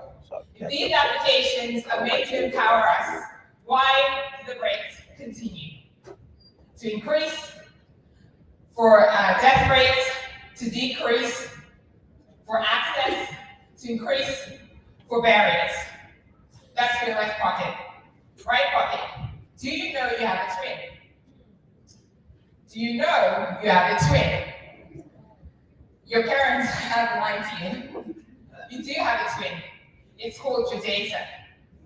And today, it's sitting in systems, siloed in data centers in the United States and globally. And you know what? Many actors, stakeholders, industries, corporations are profiteering from that data. And our communities are getting 0% of the profits that come from the data that they are trading that's coming from Black communities. Today, I'm here to ask for partnership and investments to turn that around. My name is Nicolette Glassman-Organize, the founder and CEO of Sesame Technologies, a technology startup operating from Germantown, Maryland, leading a health data revolution, starting with breast cancer through a progressive web application and promising physicians to scale to other cancers, prostate, kidney, colorectal, and other diseases.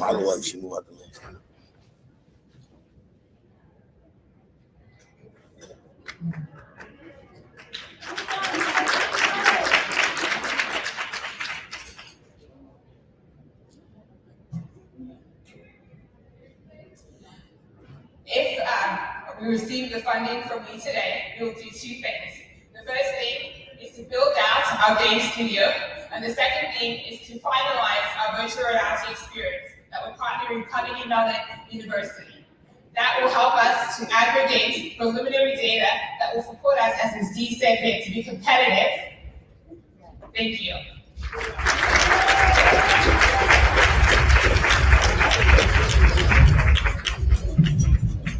We have a question from the judges. One question. Oh, yeah. 3,200.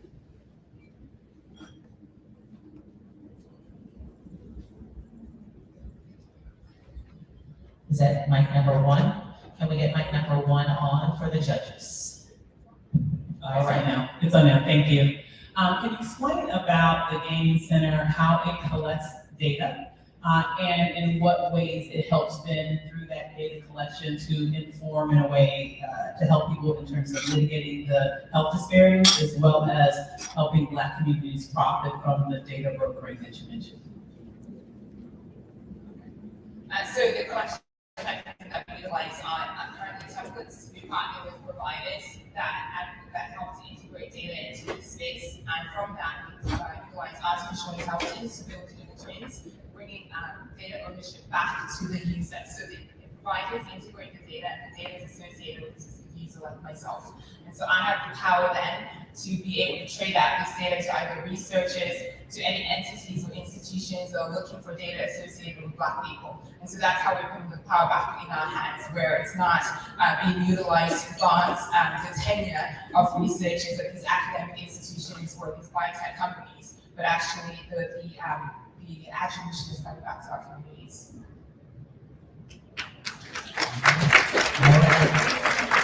All right, Thank you so much. All right. A round of applause. Did you have another one? Okay. That is, Your idea is intriguing. I wonder how you envision the marketplace for the individualized data program. and 30 seconds because we're out of time, so you have to be brief. I envision it growing through blockchain, and so individuals actually having their own accounts that they can trade this data to, that is locked specifically to them, and that they can pass down through generations. So it also actually builds a generational wealth. Thank you. Thank you so much. A round of applause. All right, we're going to go to number 2. All right. Y'all still with us? Do you love this? Are you inspired? All right, I want you to give a round of applause. Her name is Karen Hunter, Logan Mentors. A round of applause, and we're going to have 2 minutes on the clock. 3 minutes on the clock. All right, good afternoon, everyone. Thank you, Mom, not the sound of that. So, first of all, I just want to say it's so great being here because I love community. That's just something I want you to know about me, is that I love community. And with that being said, I just want to tell a quick story. So, in 2019, there were nooses being hung outside of the high schools in Northern Virginia. And I mean, anybody who was in the DMV area might have heard about some of these stories. But specifically in Loudoun County, it was so bad, the residents, that they ended up having to compile an equity report, and we ended up discovering a lot of things that had never been talked about before. So some of those things were that there was a 10% difference in the graduation rate of Black students and 30% graduation rate difference for Latino students compared to white students. There was a 40% difference in the amount of Black and Latino students who were graduating with an advanced diploma as opposed to a standard diploma. And then, worst of all, there were all of these reports about these students being called the N-word, being told all kinds of negative, racist things. And what came of that was that in 2020, I ended up creating a mentorship organization called Loudoun Mentors. And it was just a basic mentorship organization. We were connecting underrepresented students with mentors that look like them. I reached out to all of these alumni, and essentially, I started thinking a little bit more. We saw so much success with the organization. We saw students who were finally talking about community and reveling in community, that I wanted to see what this looked like at a grander scale.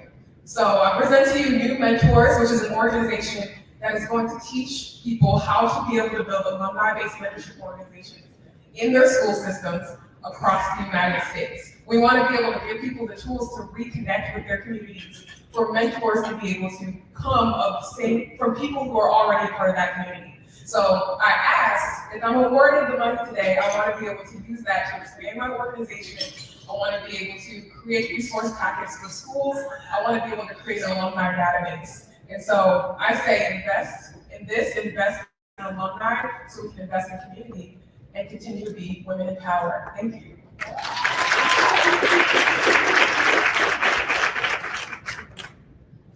All right, do we have questions from the judges in 1 minute or less?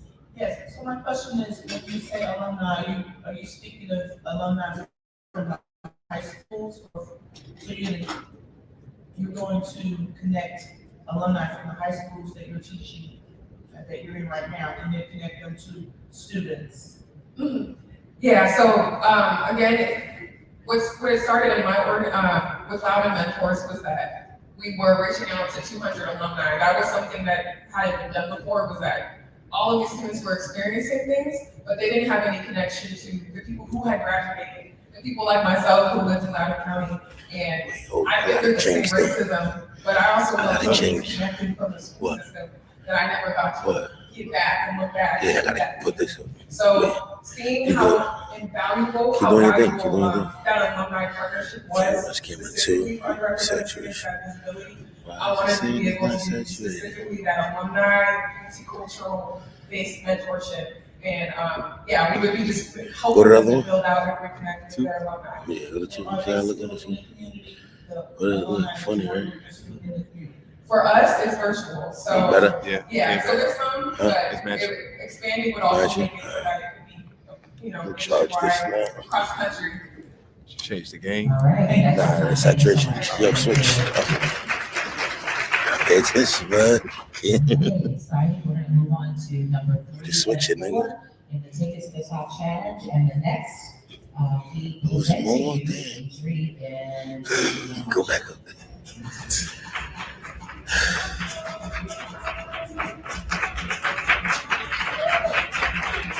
You look good? Everything good? Hello, team. My name is Adrian Marshall. And I'm of Accelerate Solutions. Our mission is to help students reduce their anxiety and increase their confidence in the mathematics classroom. How many of you all have a child or grandchild or know someone who is struggling in math today? Look around. There are lots of hands. That is not unusual. Actually, the research says about 1/3, 1 out of 3 students in grades 5 through 12 have self-identified as having moderate or high math anxiety. And as you know, math anxiety is negatively correlated to performance. And it is prevalent throughout. It can last throughout the high school years, it can last throughout adulthood. In fact, 1/3 of adults still have some level of anxiety when it comes to math.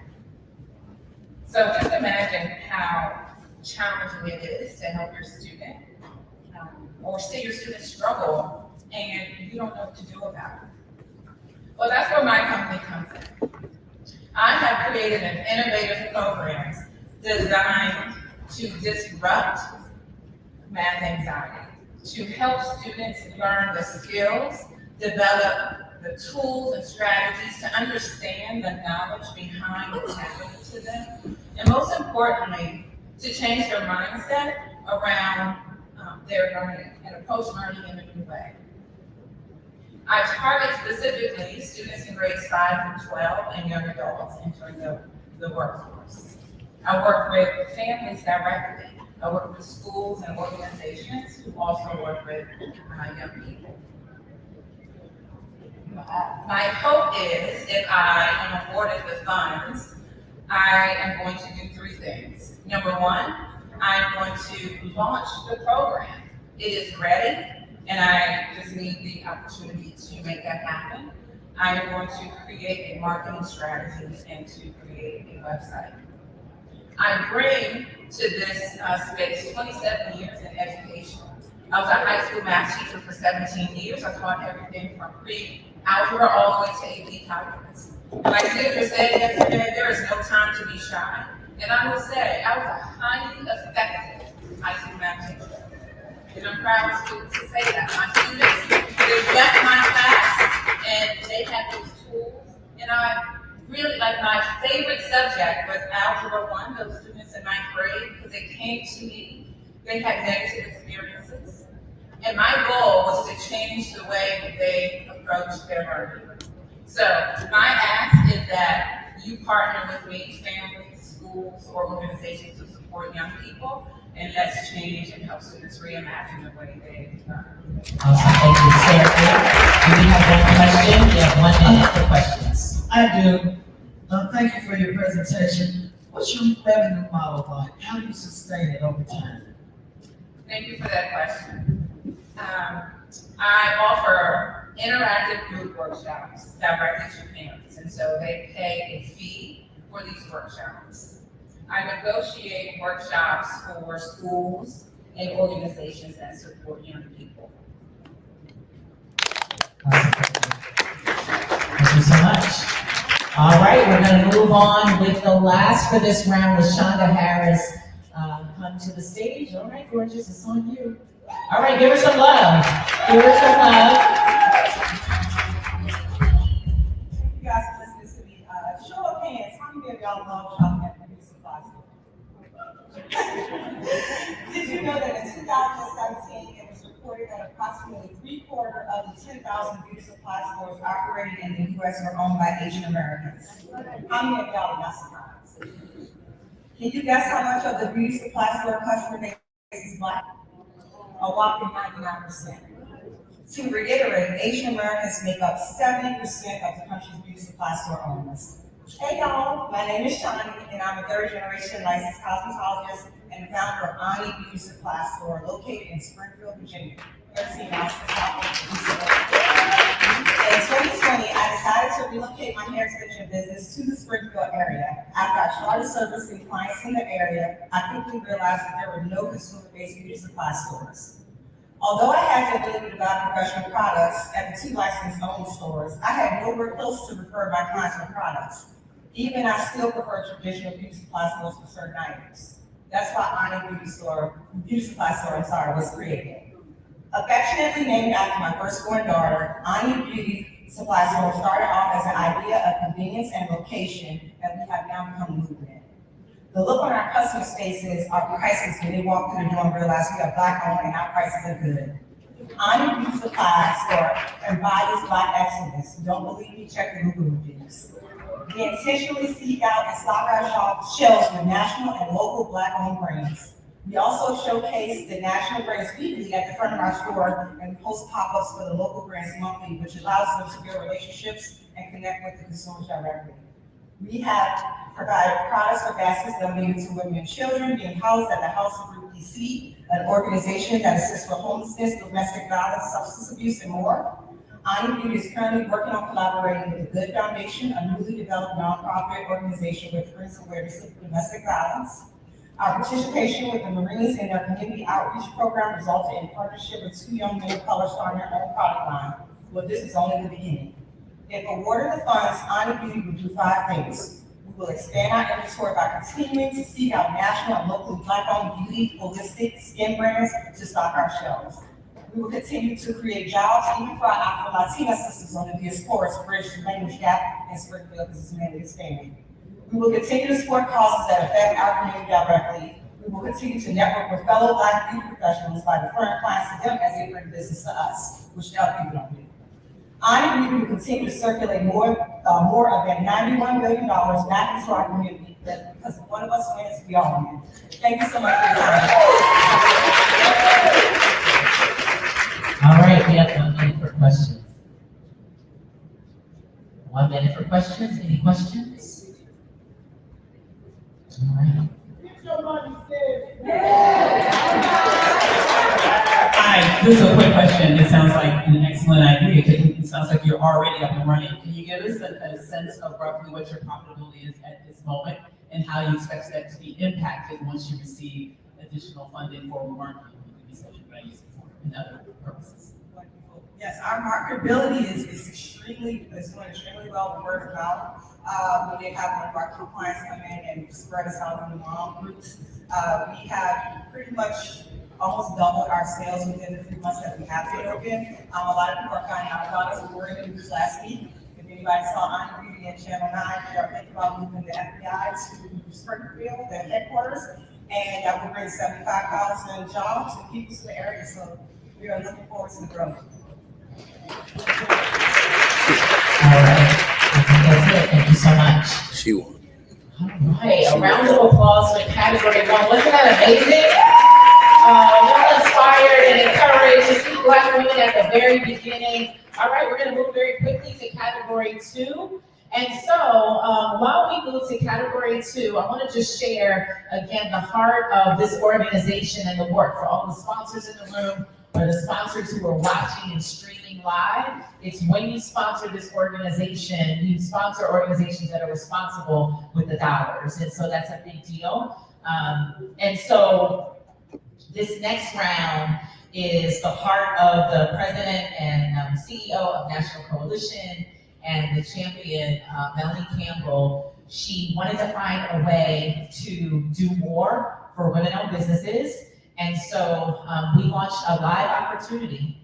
We said, hey, are you open to joining us here? If you live in the DC, Maryland, Virginia area, do you have a plan? Do you want to show up here? We will give you an opportunity to bring your plan and to pitch your business right here on this stage. And so this next category or for women who showed up at this conference, they are from this area, and they brought their business plan, and so now they're going to pitch. So this is category number 2. You have 2 minutes, so you're gonna come on up. And our first one, let's see, you'll see their names on the screen. If you're sitting to the far back, they're gonna introduce themselves.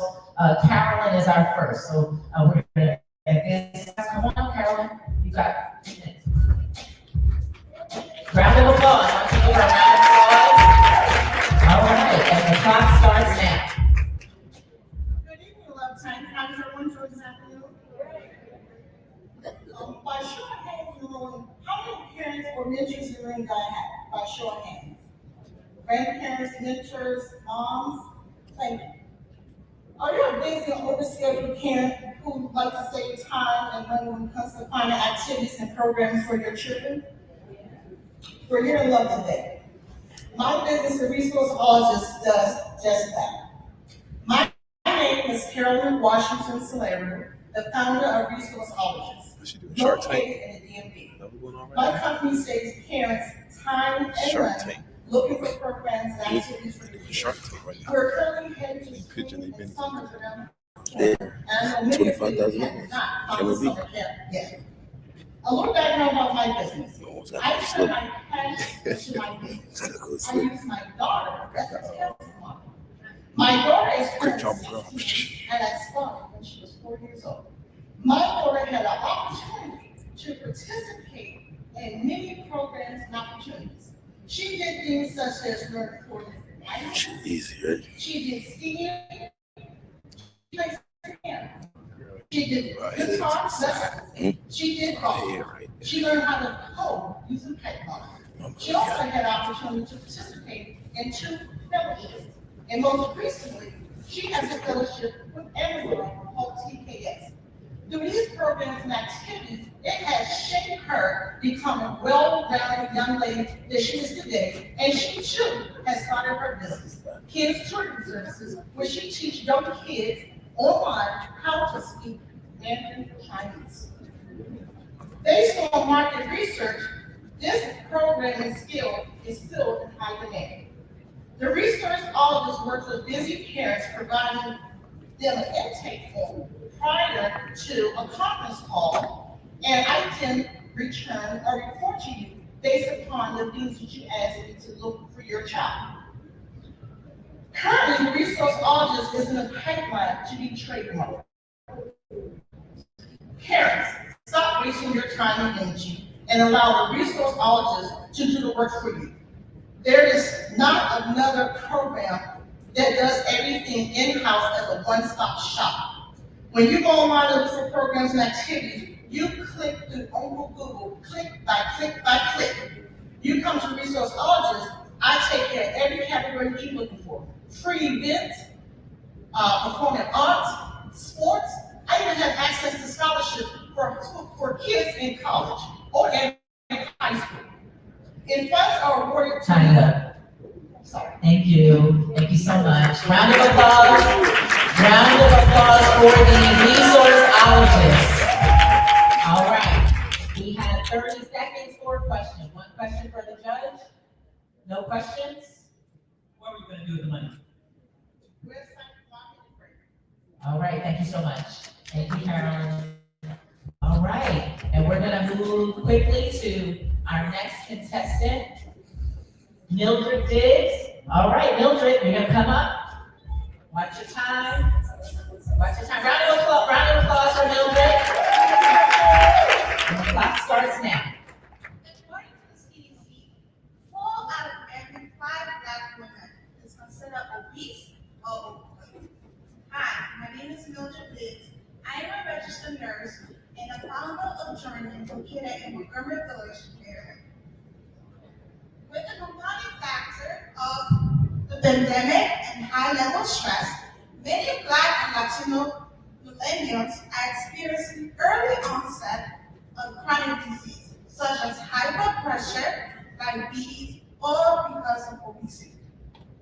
In our customer research, we found out that Black and Latinos trying to make lifestyle changes has limited choices.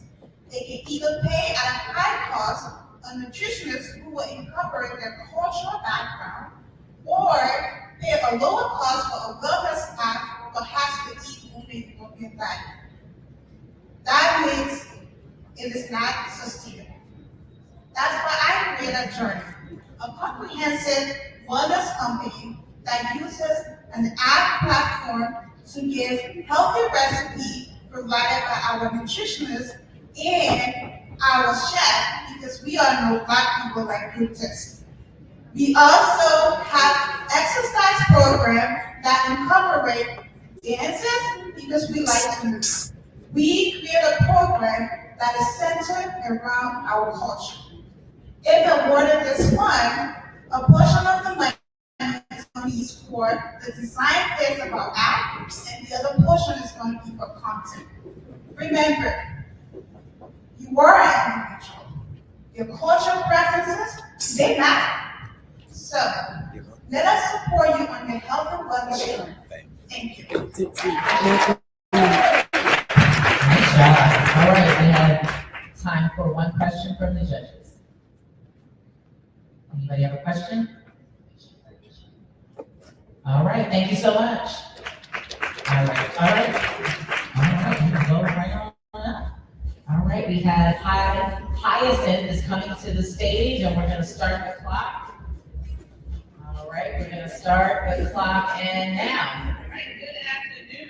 So as professionals, our days are busy. We have businesses, jobs, church operations, community organizations, spouses, kids. Then you put on top of that all the household stuff that we have to do. So what would you do with an extra 4 hours a week? Studies show that doing laundry is one of the 2 most dreaded household chores. What if you could outsource your laundry to someone? What if you could have a luxury lifestyle manager? What would your life look like? And instead of spending all your time sorting, washing, drying, and folding, more time on your business, more time with your family and friends, or just more time with yourself? Self-care, hello? Well, I'm Hyacinth, the owner of the Laundry Basket LLC, and we are an on-demand subscription-based mobile laundry dry cleaning delivery solution serving the greater D.C., Maryland, and Northern Virginia area. What we like to say is we service the whole closet, because not only do we do next-day wash and fold laundry, we do mobile dry cleaning and alterations. Because we help you look no more dirty clothes, no more broken zippers, no more missing buttons. But the problem is not only do people not have enough time to do their laundry or the desire, as our communities continue to urbanize, we're growing taller and not wider. So it's no surprise that some people don't even have access to a personal washer or dryer. So we solve these issues by providing an on-demand experience. When we say on-demand, we mean you can wake up tomorrow and say, I want someone to come and do my laundry, and we'll be there. We're open 7 days a week from 6 a.m. to 8 p.m. And we have a subscription model that we call our wash, rinse, repeat. So you just set it and begin it. So I'd like to give you a little bit about my journey. So during COVID, I went to one of my girlfriend's houses. She had laundry all over the place. And I was like, wow. Now I have an MBA with my bachelor's in psychology, so sometimes I like to diagnose people. So I said, are you okay? Is there something that you need to talk to me about? And she said, girl, I'm fine. The thing is that I'm just too busy. I would rather buy new clothes than wash the clothes that I have. She said, I would pay for someone to come and do my laundry. So we laughed about it, but I thought about it. So after we got out of COVID, I'm thinking of my next thing. I said, okay, I'll start on the side hustle doing laundry for busy moms, but it's turned into something different. We have now a partnership with Comcast, and they signed a 30-second commercial for us that airs for 90 days when their product change. We have a partnership with Southern Management Properties, and our service the present Indian luxury apartments and hotels. We have a partnership with 2 local laundromats and dry cleaners, so we provide pickup and delivery services that they don't have to incur the cost of staff. And we believe that everyone deserves to feel clean and fresh. So we partner with a nonprofit and provided laundry, clothes, and delivery to 2 local homeless shelters. If we received the honor of receiving this grant, we use it to wrap our 2 vehicles, invest in bag scanning technology, expand our CRM system, and hire additional team members. As an Army veteran, service is not what I do, it's who I am. Time.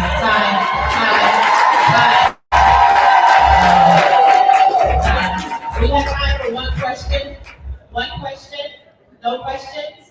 Oh, no. Okay, no. So you should go. I'm gonna tell you what just happened. We're gonna need you to leave the stage. Let me tell you what happened. Tamika called it. Janice don't have a question. Janice want to hire her. So just hire her. And April Ryan is not playing fair because they done shouted all over the room. I saw y'all back here. Wait, is that Holly?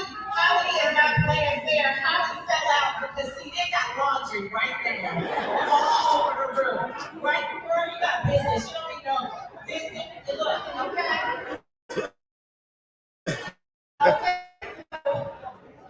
There you go. Okay. Black women. She had y'all at. That wasn't fair. You got business in the room. Whatever happened, they need you to come today. Okay. Okay, we gonna shh. All right. And so we are. Let me just see. Okay, so now we're gonna move on to the next. So we have 2 more in this category.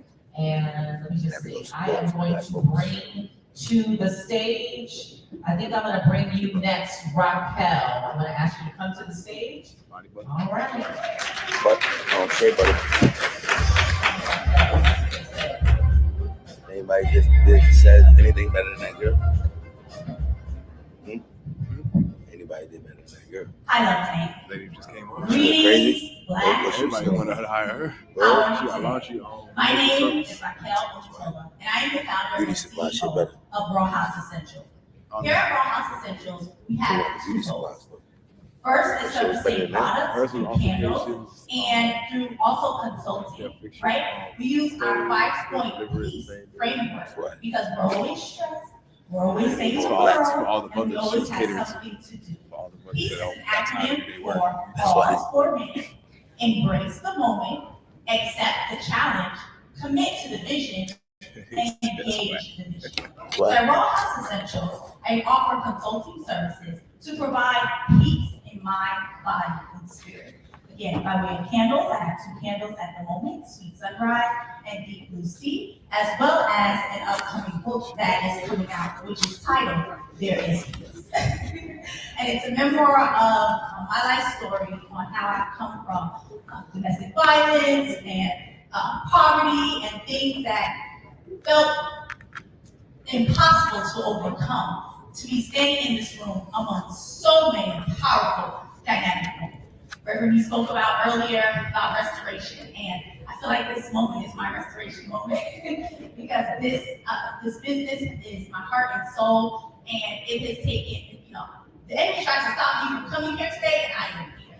And it is just, they are hand poured with love, with prayers, with medicinal herbs on the top of them, and it's just a heart and mind and soul that I pour into it.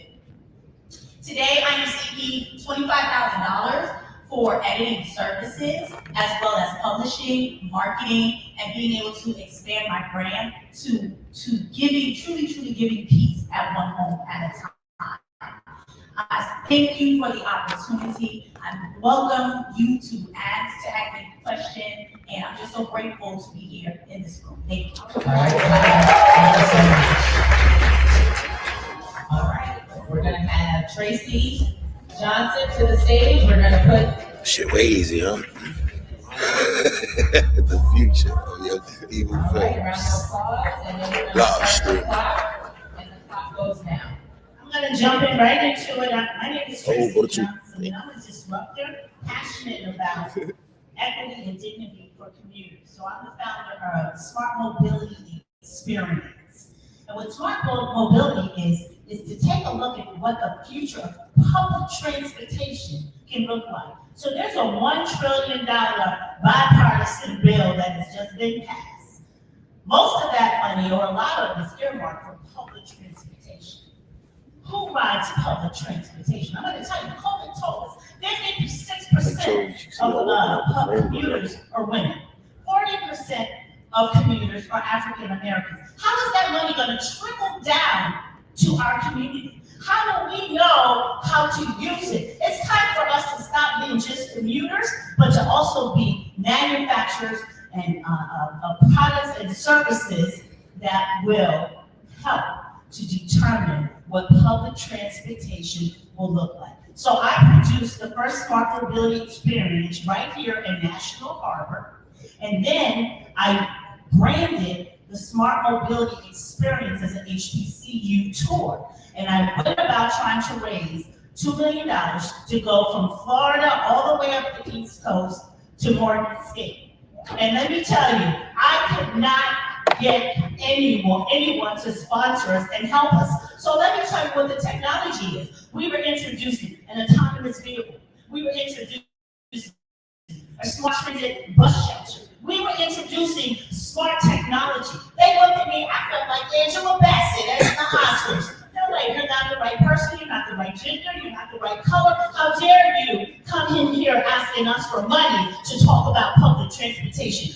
Well, I'm here to talk to you, my sisters, to ask you, because with $50,000, I have pivoted, and I'm asking you to be a people legacy partner and come with me. Pick up one of these. Okay, you're disqualified, ma'am. You can't do that. All right. Okay, because I'm already over here in the corner with the president and founder. All right, other folks have to come. Come on up, man. Yeah. So that was the end of category 2. It's just about it's just about being mindful, because if I take more time, then Avis doesn't get time. Do you see? If I eat up somebody else's time, then somebody coming behind me. So it's great, it's wonderful. We thank you, Tracy, but we're gonna have. All right. Okay. Soul train, where you been? Soul train, where you been? I've been planting seeds and I'm back again. Planting seeds and I'm back again.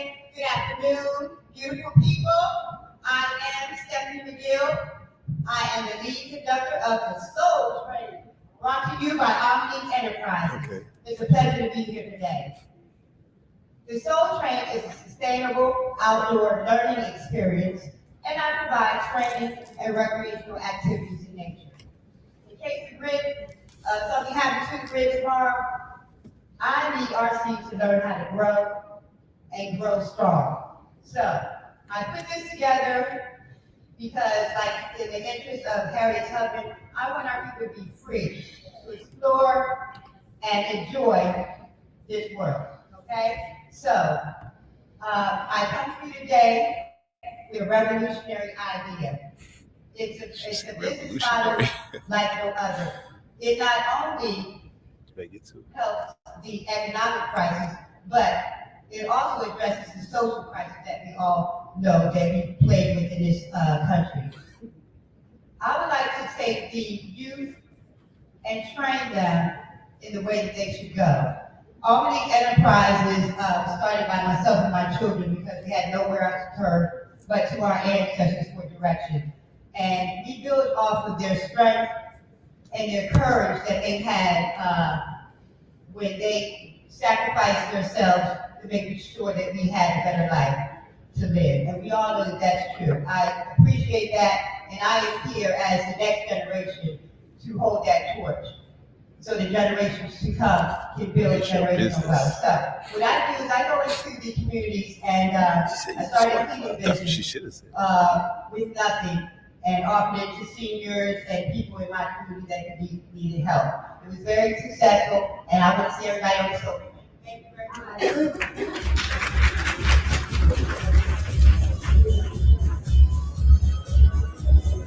All right, this is the last one, and just so you know, the last two individuals, they participated in yesterday's training, and so they weren't actually part of the competition, but they wanted to because they came yesterday. We allowed them the opportunity to pitch. So while you see some had business plans and they were prepared, the other two, or the few of these ladies, really just wanted the opportunity to present in front of you. Does that make sense? All right, and so we just encourage them.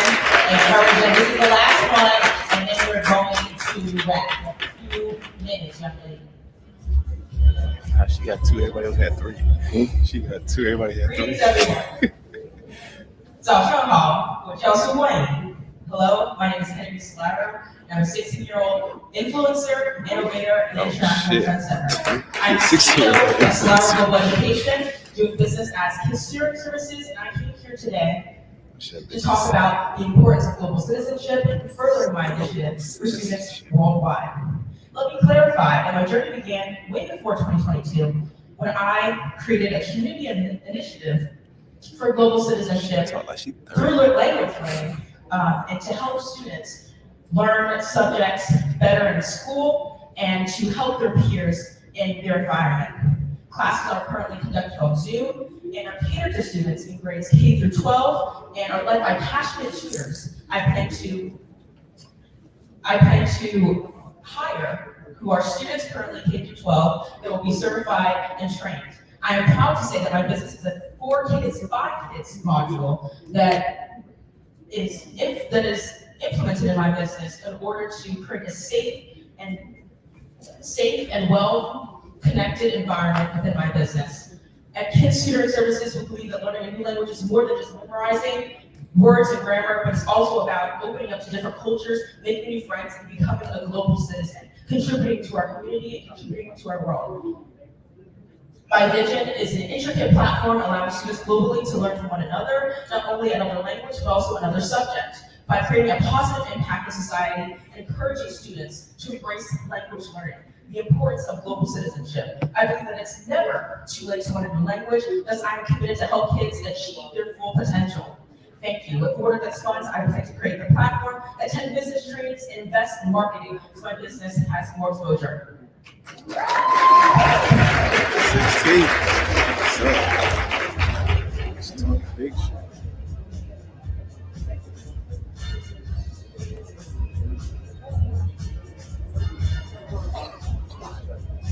All right, we are complete, but I want to do one thing while we transition.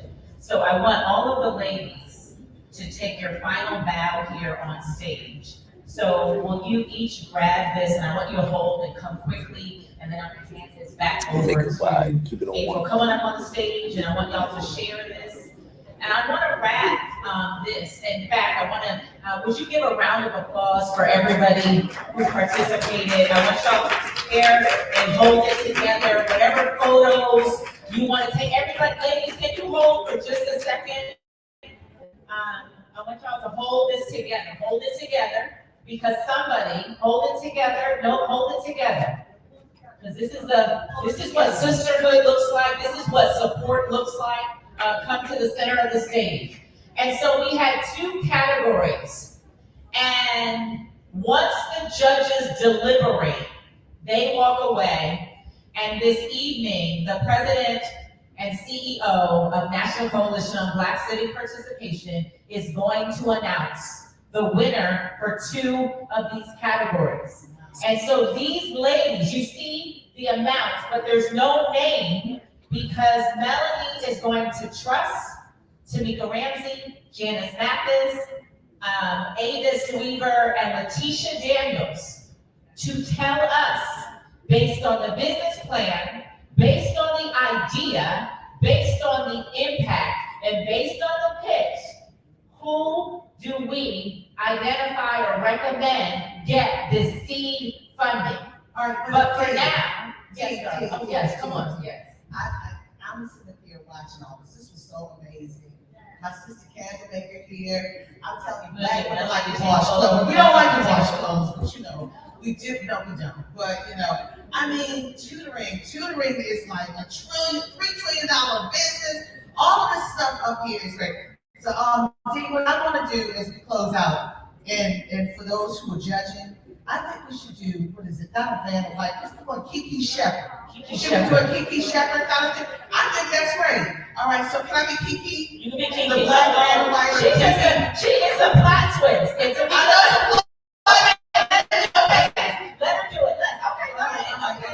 Okay. First of all, before we start, guys, this was amazing. You didn't come. This is sisterhood, entrepreneurship. This is amazing. Melanie Trevor always has something special in her back pocket. So let's start. Okay.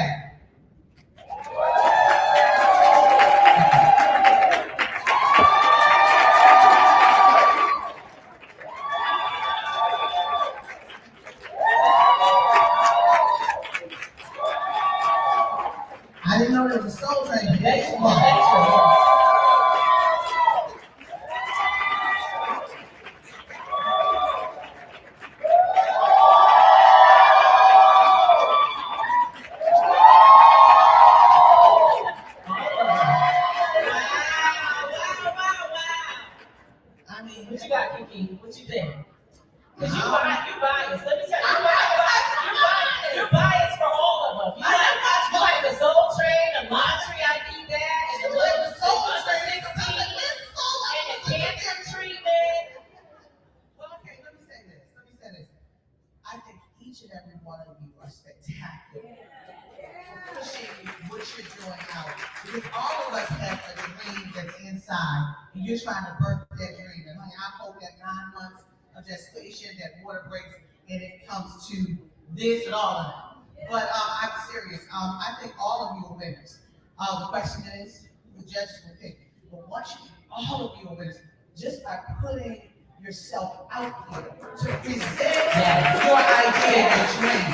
And this doesn't, if you do and you don't, this is not the end. Keep pushing. What did I say last night? You continue to sow that seed, what that harvest comes up somewhere. Please keep pushing. All right. Did you know, last thing, there's a mother and daughter duo here. Did y'all know that? Our one 16-year-old, raise your hand, the 16-year-old. Oh my goodness. So she's genius because of the mother. Remember, she's the resourceologist. Y'all remember that? All right. Wait a minute. That's not fair. That's not fair. They got monopoly on it. So if one wins, the other one want to get part of it, or y'all is going to split, or you're going to share this. All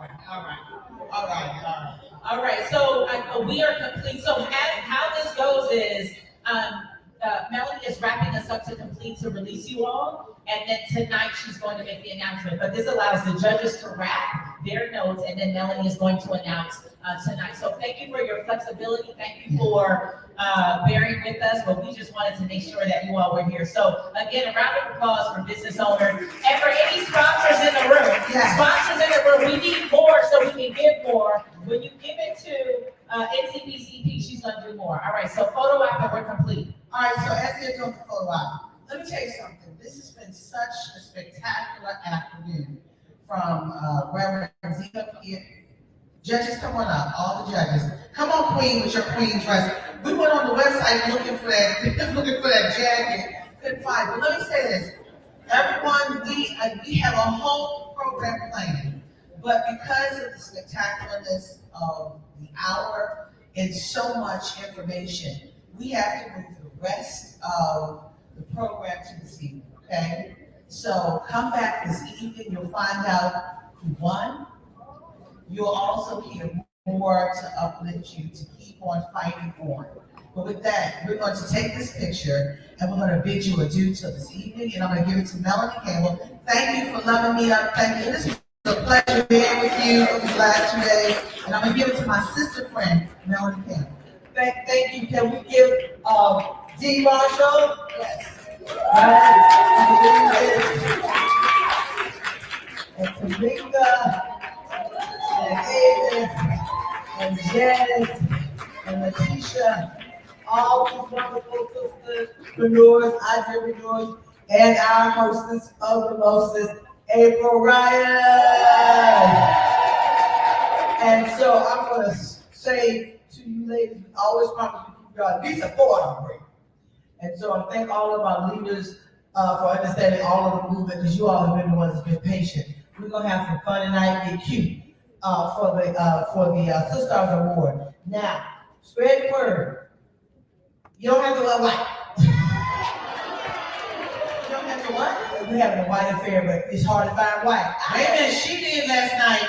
She did. We got this on now, white over here, you can go over It here. was a great idea in theory. But wait a minute, you can go over here and find that. Wait a minute, but this one, look, come up here. So let me say something. Last night, I know what you're saying. I'm saying, if you want to wear white, you can try, okay? This one last night, she ran up the road. She said, I'm coming back to get you. I said, but you know, she said, I'm going to shop. I said, you're not going to make it back. But see, she back to shop anyway. Well, wait a minute. She got this fly white outfit. I'm not going to tell you from that store that sells clothes to preachers' wives. But she got an 80% off, and she showed me, this is my white outfit. So she did it like 20 minutes. You have it. If you don't not show up. You don't Black Roundtable. This is Black Roundtable. Don't roll like that. So it's like, honestly, if you wear white, wear the white. It is a hard time. Yeah, I had a hard time. I did find something, but it was hard to good idea here. So wherever you want, make you feel good. You're gonna have a great time. And get you. Is that all right? All right. And so we will start. Our goal is to start sharply at 7:30, so that we will give you all the things. We want to hear from all of our leaders and our leaders tonight. We're gonna make it fun like we had planned to do Wednesday night. There's no heaviness, don't stress out about it. We got enough video to show the work. This is about you being able to just continue to reflect. And we're gonna have the Black Roundtable conveners, Black people leaders, and Switch camera.